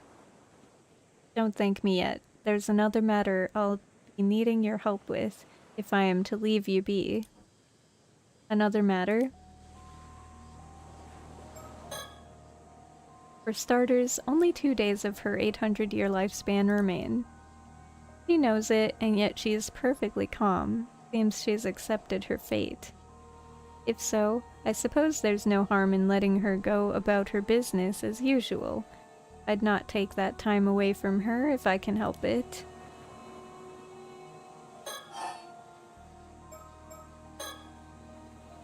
But first, before I forget. Yes? Keep our meeting today a secret and don't let on to anyone that you know about the curse of the raging waves. Okay? People will get suspicious otherwise. Even if Wakamura tells you about it, be sure to act surprised.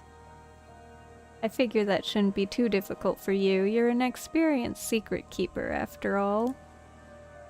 I don't know about that, but I'll do my best.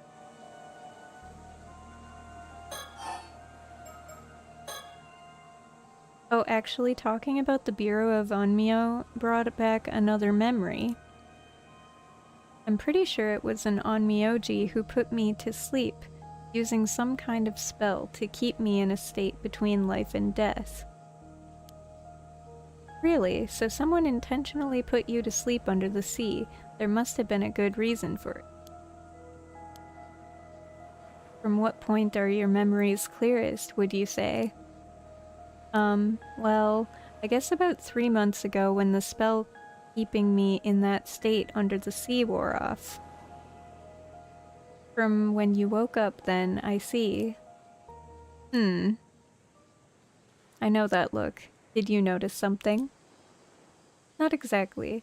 It simply occurred to me that if her state of, shall we say, suspended animation was lifted while she was in the sea depths, would she not have drowned and resurrected several times over? Oh, yeah, I did. It was hell. I woke up under the sea unable to breathe, drowned, and came back over and over again. It was horrible, and I still remember it, every last second. Jeez, I'm sorry you had to go through that. The instant I came back, I'd swim as hard as I could, trying to reach the surface. But even so, I think it took me about 3 days to reach the shore. I lost count of how many times I died down there. Then finally I came to in Kamishima Bay. Mr. Wakamura found me and took me in. And I've been living here peacefully ever since. No one's ever suspected I'm immortal. You're sure about that, are you? No one else knows? Huh? Yeah, I mean, I think so. Anyhow, I guess that settles the issue of how far back your memories go.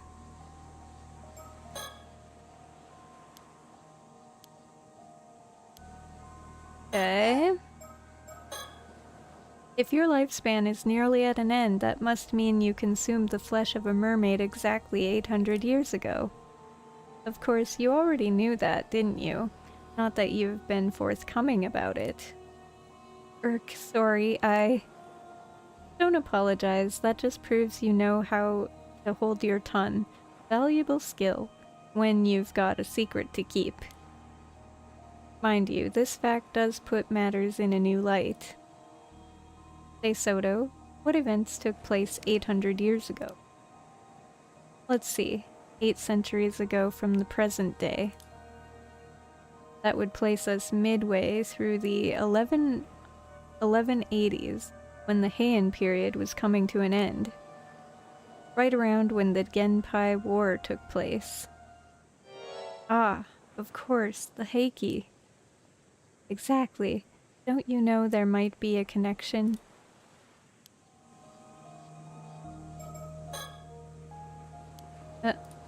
Okay, nothing new there. Oops. By the way, you wouldn't happen to be concealing anything else, would you? Huh? No, It's fine, I'll not pry, just so long as you answer my questions.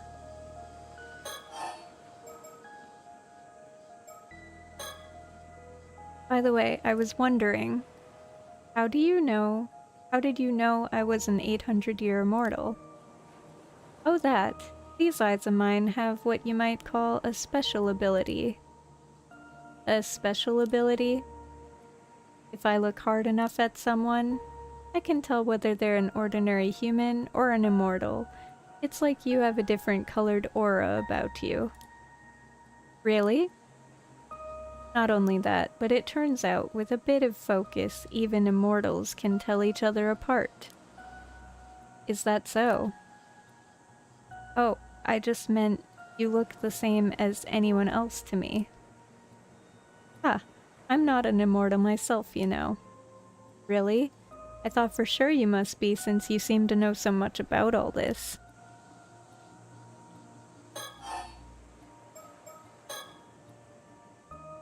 I'm not an immortal myself, you know.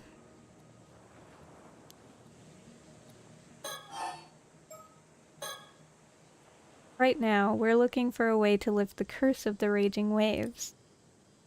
But that's Soto's area of expertise, so I'll leave the explanation to him. Right. This concerns a legend passed down in my family, the Kiryu clan, over generations. Oh, I should mention this is something I've pieced together from various sources, so it may not be entirely accurate. Right. Long ago, south of Kamishima, there was an island called Taishima. It is said that 400 years ago, it was beset by an earthquake and a tsunami in an event so catastrophic that the island sunk to the seafloor. Taishima. However, the truth of the matter is that it was invaded and laid waste to. Then in the aftermath, the islanders' intense hatred coalesced into the curse of the raging waves, which manifested as a tremendous storm. I see. 400 years ago, so this would have been toward the end of the Sengoku period, correct? Yes, ma'am. The Hanoji incident, in which Oda Nobunaga ended his life, took place in 1582, if you'll recall. Following this event, one of my ancestors, an accomplished onmyoji by the name of Harukage Mikado, sacrificed a young woman, one of the survivors of Taishima, in order to seal away the source of the curse of the raging waves. An onmyoji, Harukage Mikado. Wouldn't that make your ancestor a direct descendant of Abe no Seimei? Sounds to me like you share a bloodline with the onmyoji elite. Yes and no. While Harukage's powers were potent, he was never affiliated with the Bureau of Onmyo. In fact, He shunned his illustrious surname early on and left the government's service, preferring to uphold a peace as a civilian. Ah, so he was an eccentric and an elite, gotcha. Harukage's seal was not permanent, however. It would only endure for 4 centuries. Wait, you mean... Yeah, this was the last year of peace. Actually, the seal's already broken.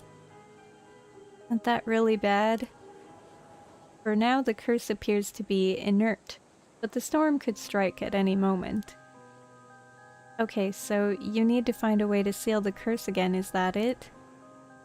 Not seal it, break it. We're here to put an end to this curse for good. Shouldn't be too difficult, it's bound to have weakened a bit after 400 years. Indeed, that seems to have been Harukage's plan, for legend tells that he left behind instructions detailing how the curse could be lifted after 400 years had elapsed. However, the map that would have led us to these instructions has been lost. Oh no. It seems they were once concealed inside a model of a mummified mermaid. Yet over time this fact was forgotten, and at some point in my family's history the object in question was sold to a foreign buyer. But if you don't have the map, then what are you gonna do?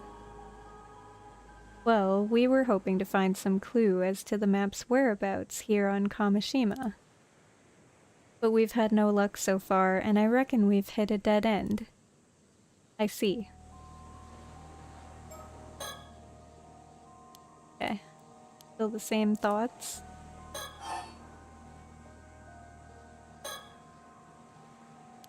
Oh, yeah. I'm not an immortal myself. Now there's something I'd like you to try and remember for me. But humor me. Doesn't the story behind the Curse of the Raging Waves ring any bells? Why should it? The girl who was sacrificed in order to seal away the Curse of the Raging Waves 4 centuries ago. Might that not have been you, Sato Shiranami? What? You have said yourself that it was an onmyoji who put you in that state of deep slumber on the seafloor. Did it not seem highly probable that you were the sacrifice who has held back the curse for the past 400 years? Oh man, You're right. That was me. I knew it. I'm sorry. I can't. No more. I can't do this anymore. What's the matter with you? Get a hold of yourself. Is it that painful to remember? We didn't come here to ask you to sacrifice yourself again if that's what you're worried about. All those years under the sea can't have been easy on her, you know? She wasn't really asleep. Her brain would still have been active. Moreover, there is a limit to how many memories the human brain can hold. I would estimate the maximum capacity to be about 100 years worth. Are you saying she remembers being in that state under the sea? In a sense, I presume her memory is filled with stretches of utter darkness, her view of the sea depths. Any memories from before that time have likely been pushed deep into her subconscious. Then maybe they're not gone for good. There's a chance she'll remember more, we just need to find the right trigger. Sorry, I didn't mean to freak out on you like that. Took me a sec to get over the shock. Well, seems my theory about you being the sacrifice was right on the money. But it doesn't look like you'll be able to tell us too much about the past after all. Guess not. I wish I could have been more help.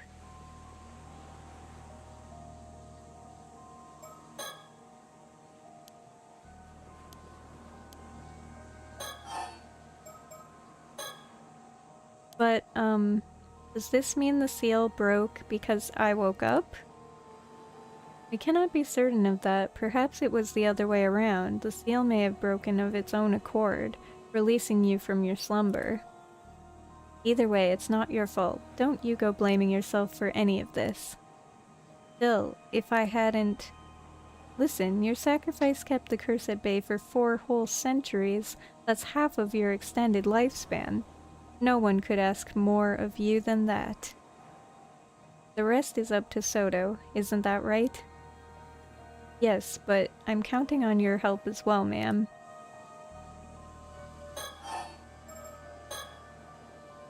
So, any chance you've remembered something about the Curse of the Raging Waves? Did that Onmyoji Arukage Tsuchi Mikado happen to tell you how it could be lifted? I'm sorry. All that comes back to me is the fact that I was sacrificed. I don't remember the Onmyoji at all, what kind of person he was, or anything. The most I can remember is that I think he said something about the curse being lifted after 400 years. That's all, huh? Well, be sure to let us know if you remember anything else that could help us break the curse. I will.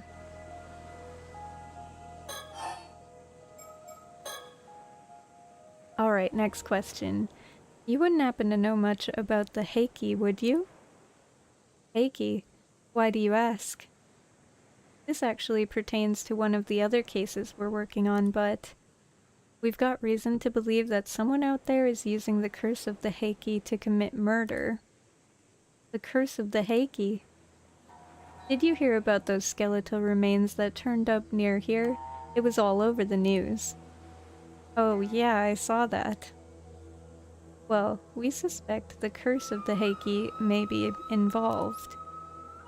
And seeing as you were alive 800 years ago, I was hoping you might know something about the Heiki that could help us. If we're right in thinking that you had ties to the Bureau of Onmyo, the timing matches up perfectly. I might have known once, but nothing's coming to me at the moment. Really, shoot. On that note, I too have noticed a potential correlation. There is a legend that tells how Taira no Tadamori was presented with the flesh of a mermaid at Betsuo. Perhaps that was the flesh Sato consumed to gain her immortality. Actually, I'm pretty familiar with that legend myself. And those so-called mermaids that were caught at Betsuo definitely weren't the kind that could make anyone immortal. Oh, is that so? But if you ask me, Sato here couldn't have become immortal by eating mermaid flesh, without the use of a relic called the Tama Tabako. Now, does that ring any bells? Huh? Wait, mermaid flesh in the Tama Tabako. Oh, have you remembered something? Yes, that's it. It was one of the Heiki. A man wearing a suit of armor.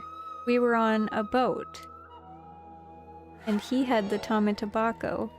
There was mermaid flesh inside it. He wanted me to eat some of it. A warrior in armor. Could it be? So, sounds like you had ties to the Heiki as well.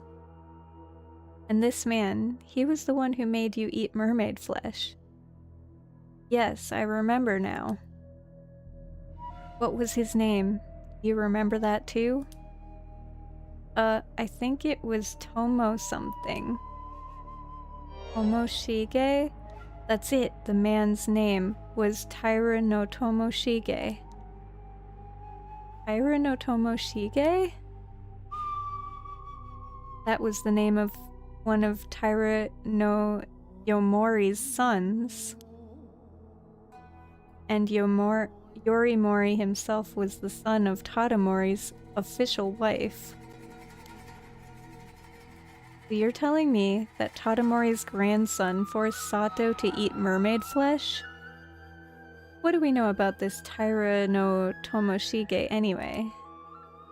Not much, aside from the fact that he was part of the clan's main lineage. History has not seen fit to record his deeds, whatever they may have been.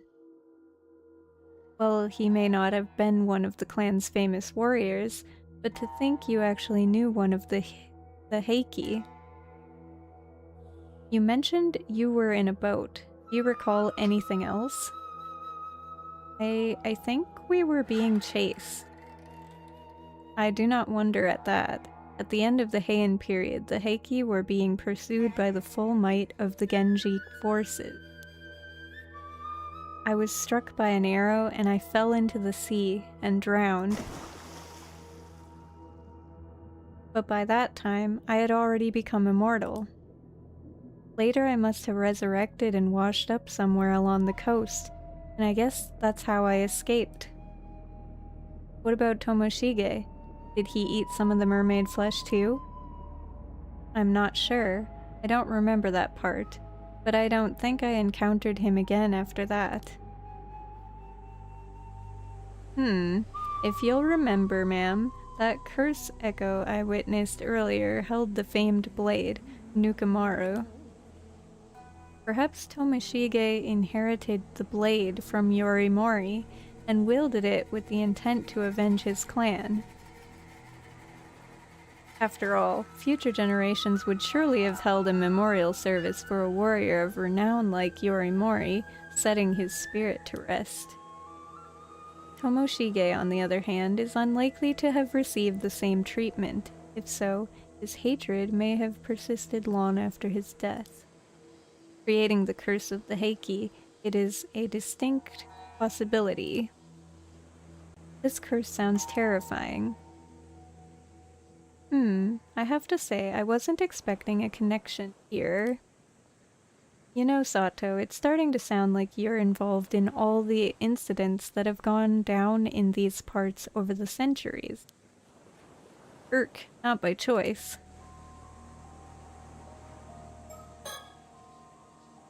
Okay. Still the same.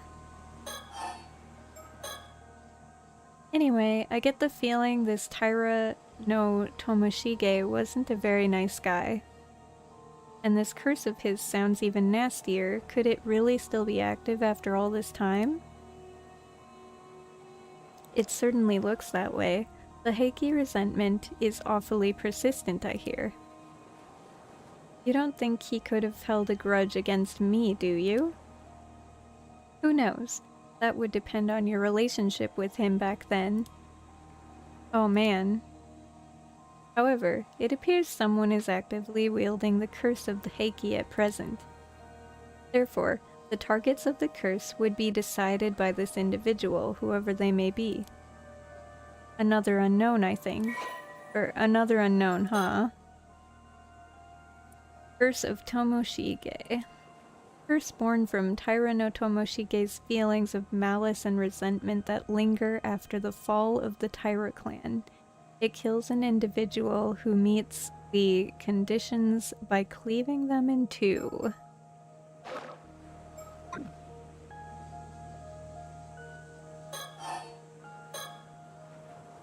Figuring out the origin of the curse is all well and good, but it doesn't help us solve the case. We need to track down the person who's actually using it, or it'll keep happening. Indeed. Hope you find them soon.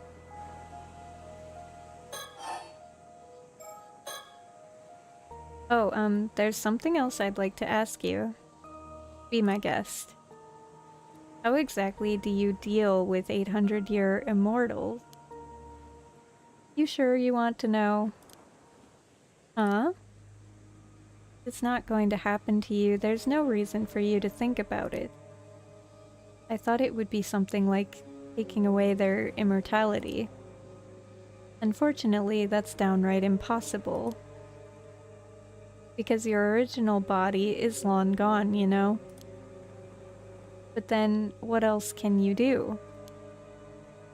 You tell her, Soto. Must I always be the one to handle these unpleasant topics? Besides, I see no point in explaining something that she is already painfully familiar with. What do you mean? among the arts we psychics wield is a spell that can place even an immortal into a state of apparent death. Once that is done, they can simply be sealed in an underground vault for the rest of their days. Wait, you mean it's the same thing that happened to me? Essentially, yes. Except that in your case, it was for the purpose of making you a sacrifice. And you woke up before your lifespan came to an end. Yikes! Mind you, neither I nor Soto has ever actually done this to anyone. Though I did hear a rumor that someone was dealt with that way a few decades back.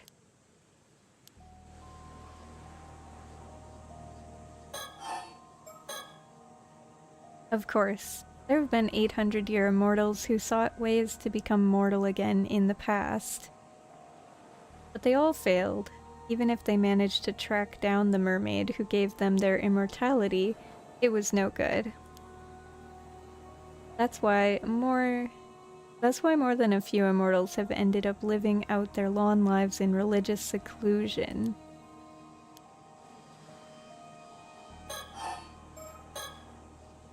Speaking of immortals, there's something else I had to ask you. Yes? Now, I'm not certain about this, but I get the feeling that there's another 800-year immortal on Kamishima right now. What? Any idea who it might be? No, I don't have any clue. Are you sure about that? Because if there is another immortal here, I'll find them eventually, you know, even if I have to scour the island from end to end. Does that change your answer? No, I really don't know who it could be.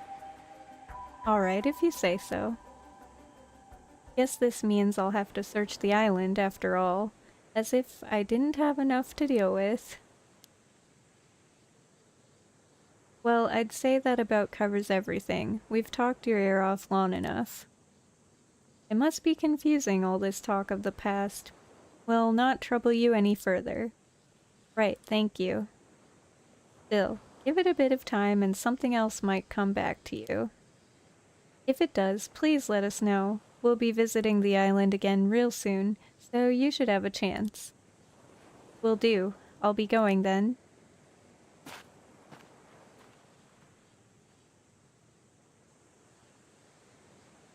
So now what? He's given us much to ponder. To think we'd encounter a living witness, I'd never have dreamt it possible.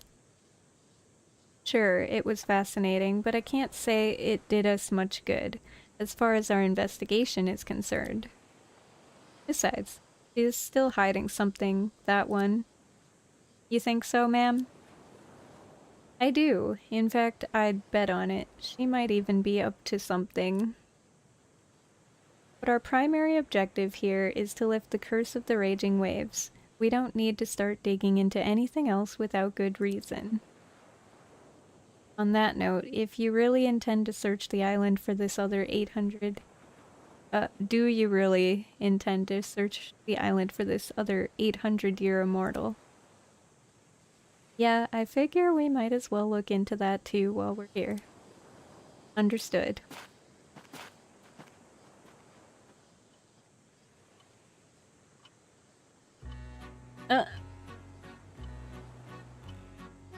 My apologies for the interruption, but there is an important matter I wish to discuss with you. Now then, I believe you have just been privy to quite the interesting development. As Yumiko Shiki would tell it, Sato Shiranami is not the only 800-year immortal here on Kamishima. And so, I would pose you a question. There is indeed one more individual on Kamishima who has made a miraculous return from the dead. You've borne witness to the death and revival of this individual a grand total of 7 times.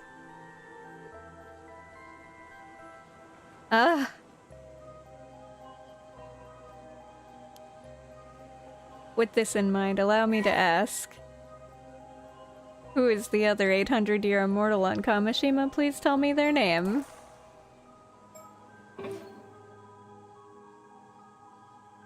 I don't know if I need to type Yuza or if I need to type Minakuchi. Or both. The Gucci.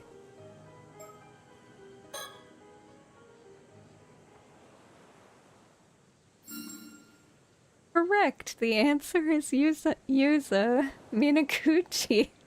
Because that's why when we died at the very beginning during the tutorial part or whatever, we kept coming back. That's hilarious. I think you got it in one go. You're quite the observant one. Every time Yuza ran out of oxygen while diving, he suffocated to death in the ocean depths. However, following his demise, he returned to life and was able to continue where he had left off. It would normally be highly unusual for someone to reach a diver rank of 18 on their first outing. Such a feat would be difficult indeed, unless one was unburdened by the fear of failure or the fear of death. 1 second.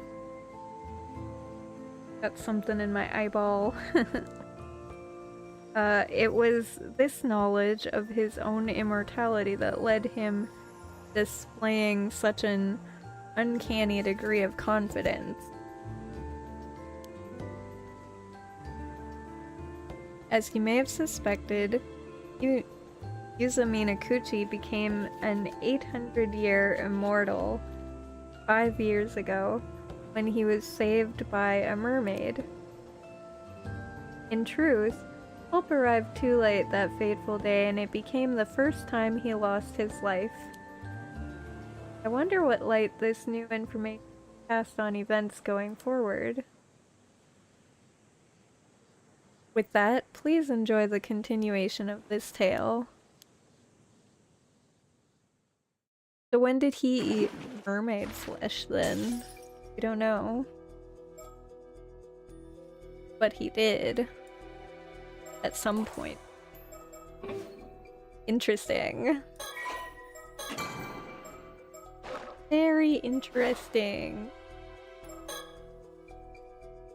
The tragedy of mysterious deaths continue to occur amongst the island's residents, and it is not long before the same tragedy befalls Yuza. Azami and the others are left helpless and overwhelmed by grief.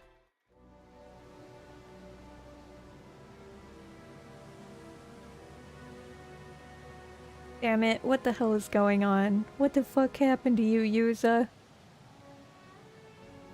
How could you just die like that, out of nowhere? You managed to live through the disaster 5 years ago, just to die like this? And still, the whole island turned on you, blamed your mom for everything. They rejected you even when you said you wanted to become an Ama diver. What the hell did you ever do to deserve that? But you never once complained, just kept going like it was nothing. You did everything right.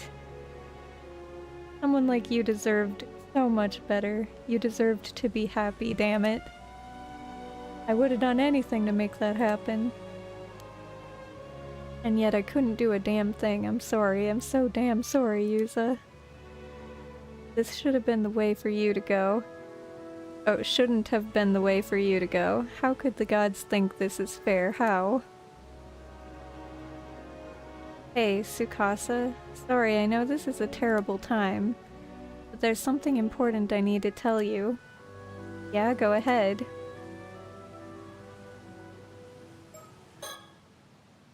I don't think Tsukasa is the assassin, but I should make sure.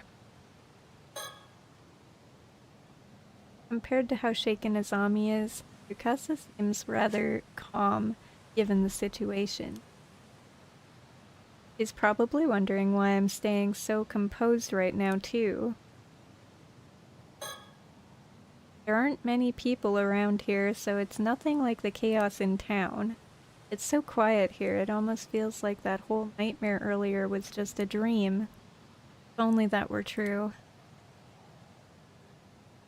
What's his bluff? There he is. I should leave him be for now.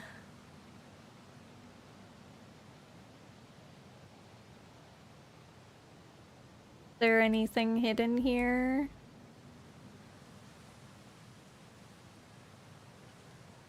Not look like it. Try to stay calm and listen, okay? I spoke to Mr. Wakamura earlier. Apparently this Unkakadono person might actually be your father.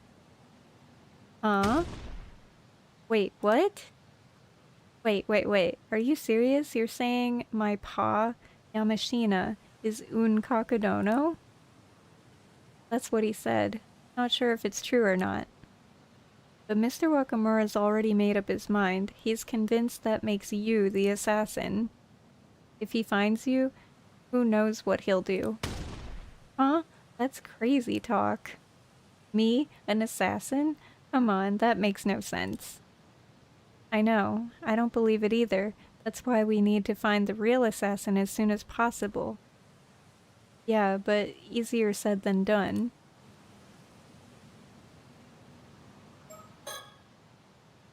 I have to find the assassin quickly and let him know I'll surrender. I'll bless the rains. I'll bless the rains, yeah. Thank you for blessing the rains of Africa. Hi, Pistol! Dude. Pistol, isn't it like super early for you? Like super duper early? What time is it for you? Like early morning. Hi, how are you? I've missed you a lot. It's weird finishing my stream and looking to see who's online to raid and you're not one of them. It's very weird. Weird flipping your schedule to the other side of the planet again. Or me flipping. 10:20. Oh, nice. Got an early mark from work. Nice. Wait, early mark? Is that a good thing? I'm assuming it's a good thing. But hi. I've been thinking of just messaging you on Discord to say hi. I'm still alive. I'm still here. Because it's been a hot minute. Oh, you finish at 2. Got it. You got to go home early today? That's cool. Well, I'm glad I got to finally catch you. Or you got to catch me. Because now, usually when you're streaming, I'm sleeping. So I'm on the other side of the world. That's how it goes. Yeah, when I'm streaming, you're working. Yeah. Yeah. I've been going back and like watching VODs and stuff though, so. But it's not the same. Not the same at all. But I hope you're doing well, Pistol. Glad I got to catch you. Maybe my hours will change again in, like, who knows, couple months or so, and I'll be able to catch more of your streams, or you'll be able to catch more of mine. We'll see. See what happens. Still trying to figure my schedule out for now.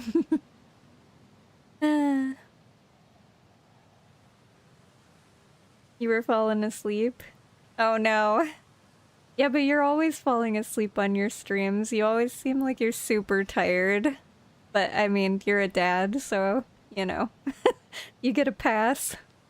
I'm pretty sure every dad always seems like they're exhausted, no matter how much sleep they get. It's just kind of like the natural state of dadhood, I feel. Just always look like you're ready to flop on a couch. And probably are.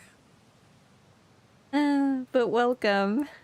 I only have a couple, like 30 minutes more that I can stream because I have a phone call at 6, so We'll try and get through this part and then I'll have to be done for the day, but I'm glad that you could catch a little bit today. The lengthy nap today, that sounds wonderful. Lengthy naps are always great.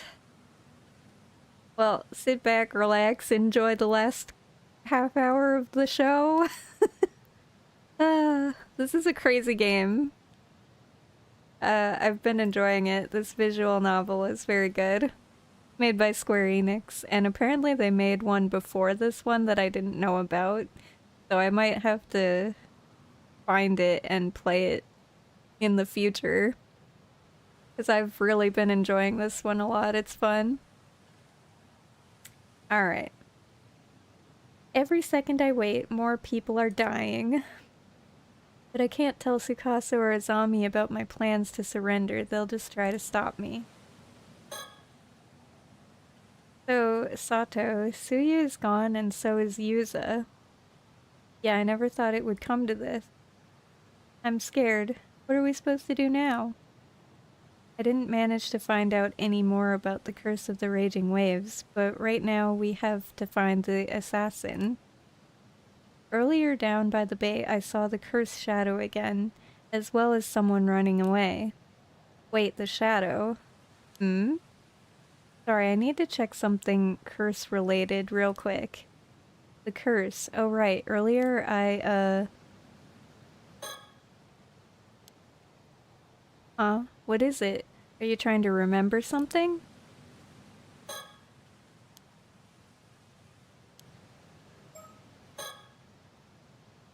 I know I can check with the hand mirror to make sure that the shadow isn't nearby.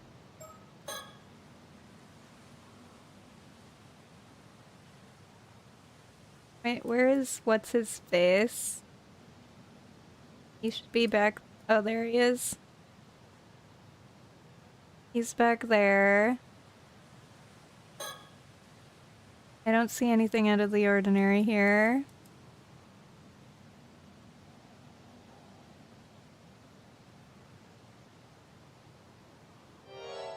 Ah, damn it. Oh, don't scare me like that. Tsukasa, what's the matter? I guess the shock has made me forget. Right before it happened, Yuzu realized something important, but I'm blanking on it now. Huh? Something important? Yeah, Yuzu said he figured out the condition that the curse needed to affect someone. I swear he said something about people being marked by something, but I can't really remember. He was just about to say who the culprit was too, and then, well, that happened to him. Marked. I can't remember. Just thinking about that moment makes me sick. Oh no, Tsukasa, it's okay. Don't force yourself to remember. I won't, but still, I do remember one thing he said. He thought that the curse could only target women from the island, but now that he was targeted... Oh, hold on a second. I think I see what he was getting at. Sato, did you figure something out? Could the curse be using this as a marker? Ah, shit.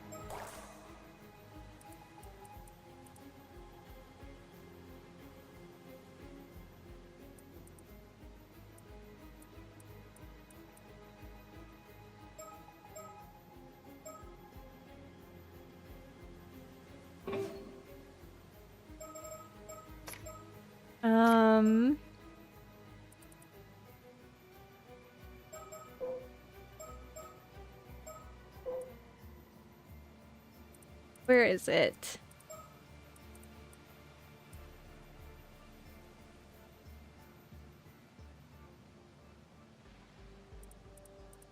It might be the mirrors, because everyone was holding mirrors, right? I'm gonna guess that. Mirror? A mirror. That's it. The Kamashi Maru hand mirror. It's gotta be that. I knew it. Thank you for the hydrate, by the way, Pistol. Cheers. Yusa took that mirror out of his pocket right before it happened. He lifted it up to about his neck, and then his head was chopped off. And when I was attacked, I had the hand mirror in my jacket pocket too. That's gotta be it. Didn't he say those hand mirrors were handed out to everyone on the island? Whoa, Azami, you feeling okay now? Yeah, I'm fine. Sorry you had to see me like that. But if we're this close to finding who did all of this, then this is no time to be moping around. First things first, if either of you still have that mirror, get rid of it now. Oh, good point. So, Sato, you figured it out, haven't you? The one behind this curse. The assassin who used the curse to kill so many.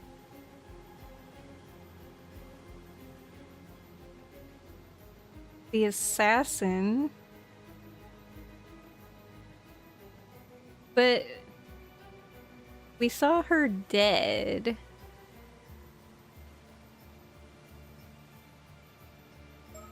Who gave us the mirrors?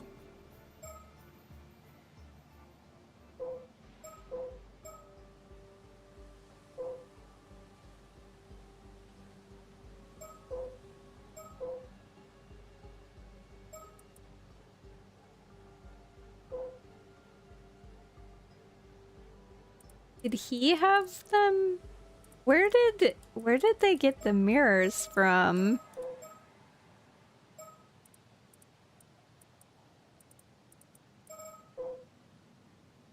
She's the one that gave us the mirror.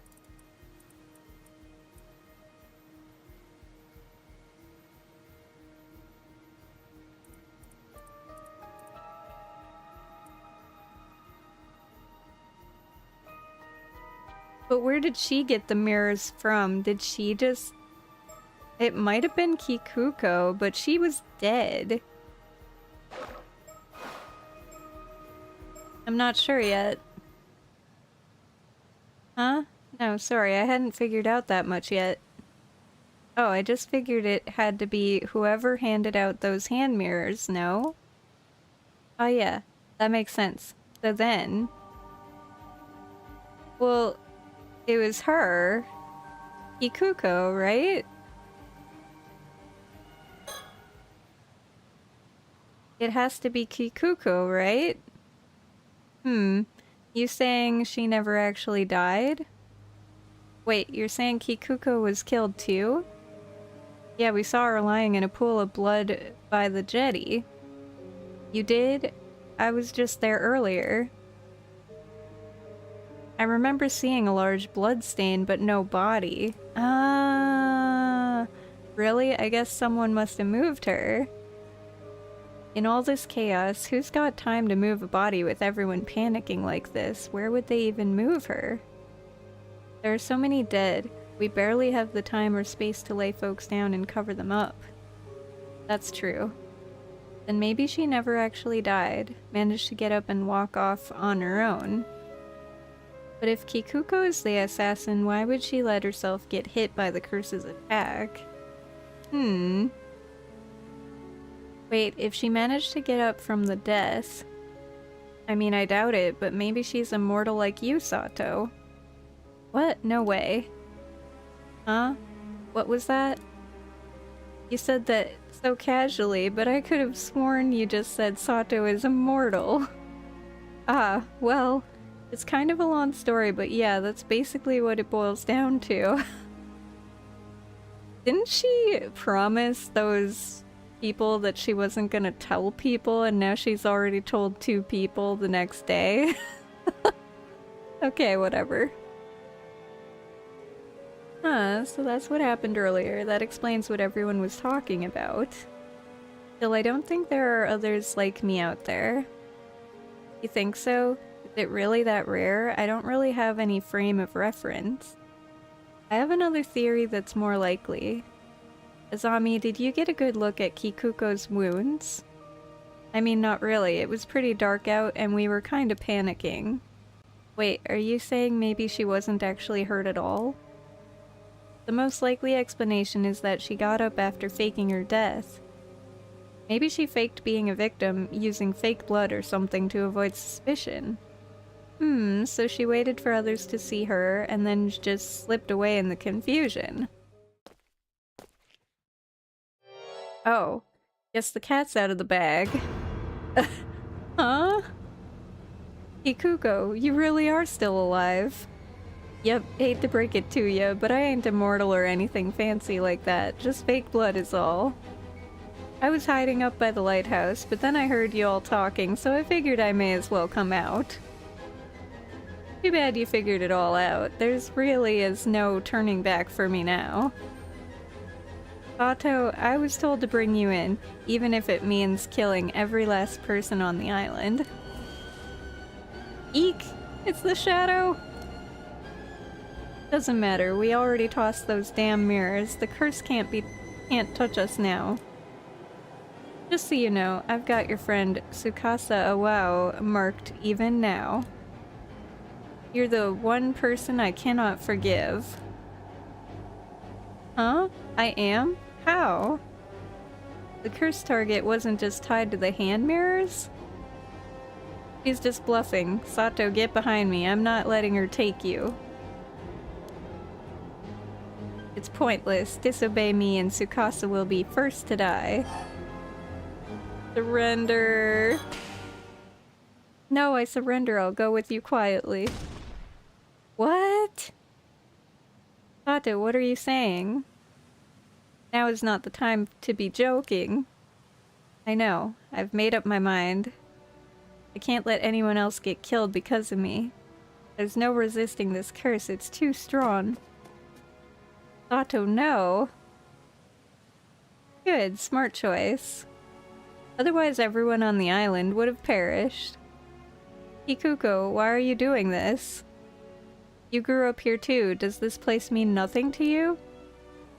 I guess I have some feelings for this place, but if I didn't sever those ties, my world would never change. What the hell are you talking about? He is the only one who ever sparked a change in my miserable excuse for a life. Now he'll finally acknowledge me. I'll become who I was meant to be. That's your reason for all this? This island never cared about people, always just blamed everything on curses. Surely you all understand wanting to destroy this shithole. I just took up the reins. Someone needed to break the cycle. Now I can finally start living my own life, free from all that bullshit. Anyway, we need to get moving. There's a boat waiting out back.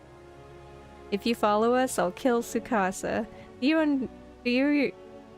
Do yourselves a favor and stay right there, okay? Thank you, both of you. Please don't try to follow, it's too dangerous. God damn it. No, Sato!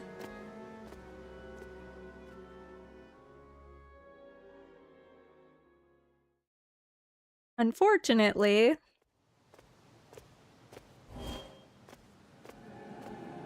I can't have people that know my identity just walking away, especially not you, Tsukasa.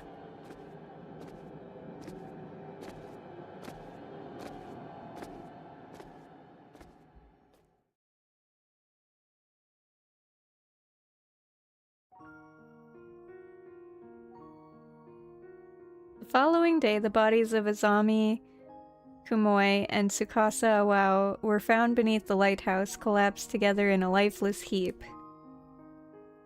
Azami, who'd been helping search for the curse mark, tried to take Tsukasa's place but ended up caught in the curse instead. But the tragedy that struck Kamishima didn't end there. Right after the assassin left Kamishima with Sato Shiranami, a new calamity followed. A violent storm born of the curse of the raging waves erupted in the seas around the island. As expected, the curse could not be sealed away by the bronze mirror alone. Ferocious winds and towering waves pounded the island for 3 days and nights, leaving devastation in their wake. Most islanders who had tried to flee the tragedy by boat that night were lost to the storm and remain missing to this day. Among them was the assassin behind the incident. And Sato Shiranami, who went along with her. She was never to be seen again.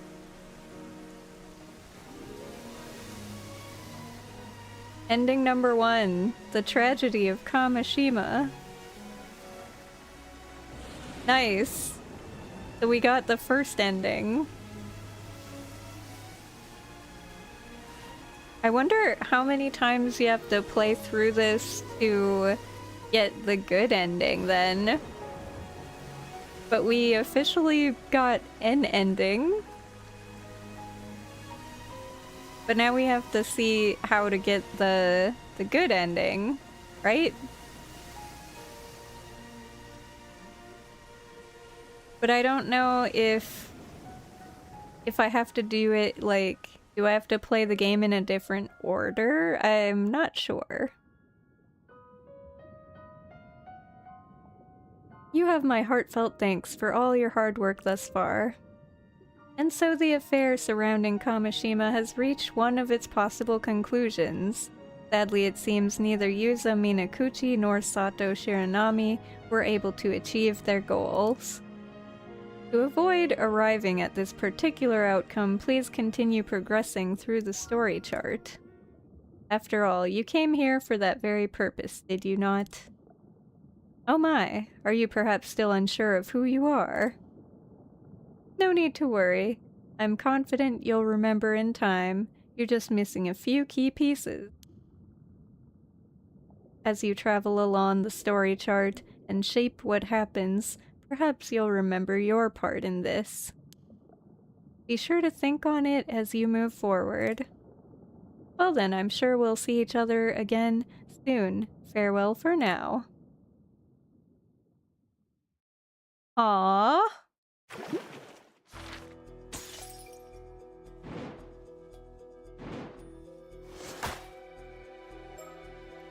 Okay. Well, we got an ending. I guess I'll save here for now. Because, I only have 15 minutes left, so we shouldn't start a new section. Because I don't know how long this will take, but we'll play this definitely tomorrow. We'll continue with this tomorrow and see what happens, so I'm looking forward to it. Man, this game is so interesting. I've never experienced a visual novel quite like this one, where you're like jumping all over, other than maybe the AI Somnium files. It kind of gives me the vibes of that, but that's, I guess that is a visual novel also, technically. So, yeah. Real cool. I'm really enjoying this. It's a lot of fun. I can't wait to play the next... whatever comes next, and hopefully get another ending soon. A different one, a better one, hopefully. But yeah, thank you so much everyone who hung out today. Thank you again for the bits, gamers, if you're still around lurking. And thank you to all of my lurkers. Thanks to those of you popping in. It was nice to catch you, Pistol, again. Thank you for hanging with me for a bit today. You guys should also go check out Pistol Shrimp if you haven't. He's cool, peeps. But yes, I do have a Discord, I have a YouTube channel. If you guys want to keep in touch, know what I'm doing, that'll be on Discord. And my YouTube channel has all of my old VODs on, so if you're curious about catching this story, if you've missed up to this point, you can always go and watch the past VODs. They should be there for you. And also this weekend we're planning on playing another Daggerheart game, so that'll be up there as well. Sometime over the weekend or next week, early next week. But yeah, thank you so much for hanging out, guys. I really appreciate you all being here and supporting me through everything that's been going on. I've had a very hectic couple of past months here. Hopefully things will settle down soonish, but for now I am just going to call it there. I'm looking to see if anybody is live. AP isn't live today, unfortunately, or I would take you all over to him. I think you guys are on your own for today, because I'm gonna have to get some new people that I can start raiding at this time of day. Because I don't know everybody anymore. My schedule's all confused, and people that I normally would raid are still working or sleeping or, you know, not live yet. You'll be live in 12 hours. Excellent. You know what? Here, I'll give a quick shout out to Pistol Shrimp. You guys can go watch in 12 hours. Maybe I'll be able to catch some of it. We'll see. I'm probably gonna be sleeping though, because I have a meeting tomorrow morning at 8 in the morning, so we'll see. Anyways, I'm gonna get going. I love your butts. You all be safe, be good, and hopefully we can continue this tomorrow. Hopefully I'll see you guys then for more of this crazy Paranormasight, the Mermaid's Curse. Woo! Alright, love your butts, guys. Take care. Bye! Sweet dreams, everyone. Good night. Sleep tight. Don't let the bed bugs bite.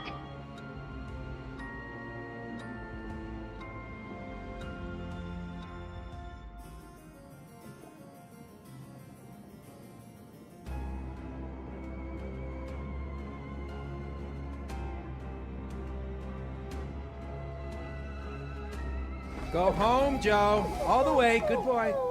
Goodbye, Joe.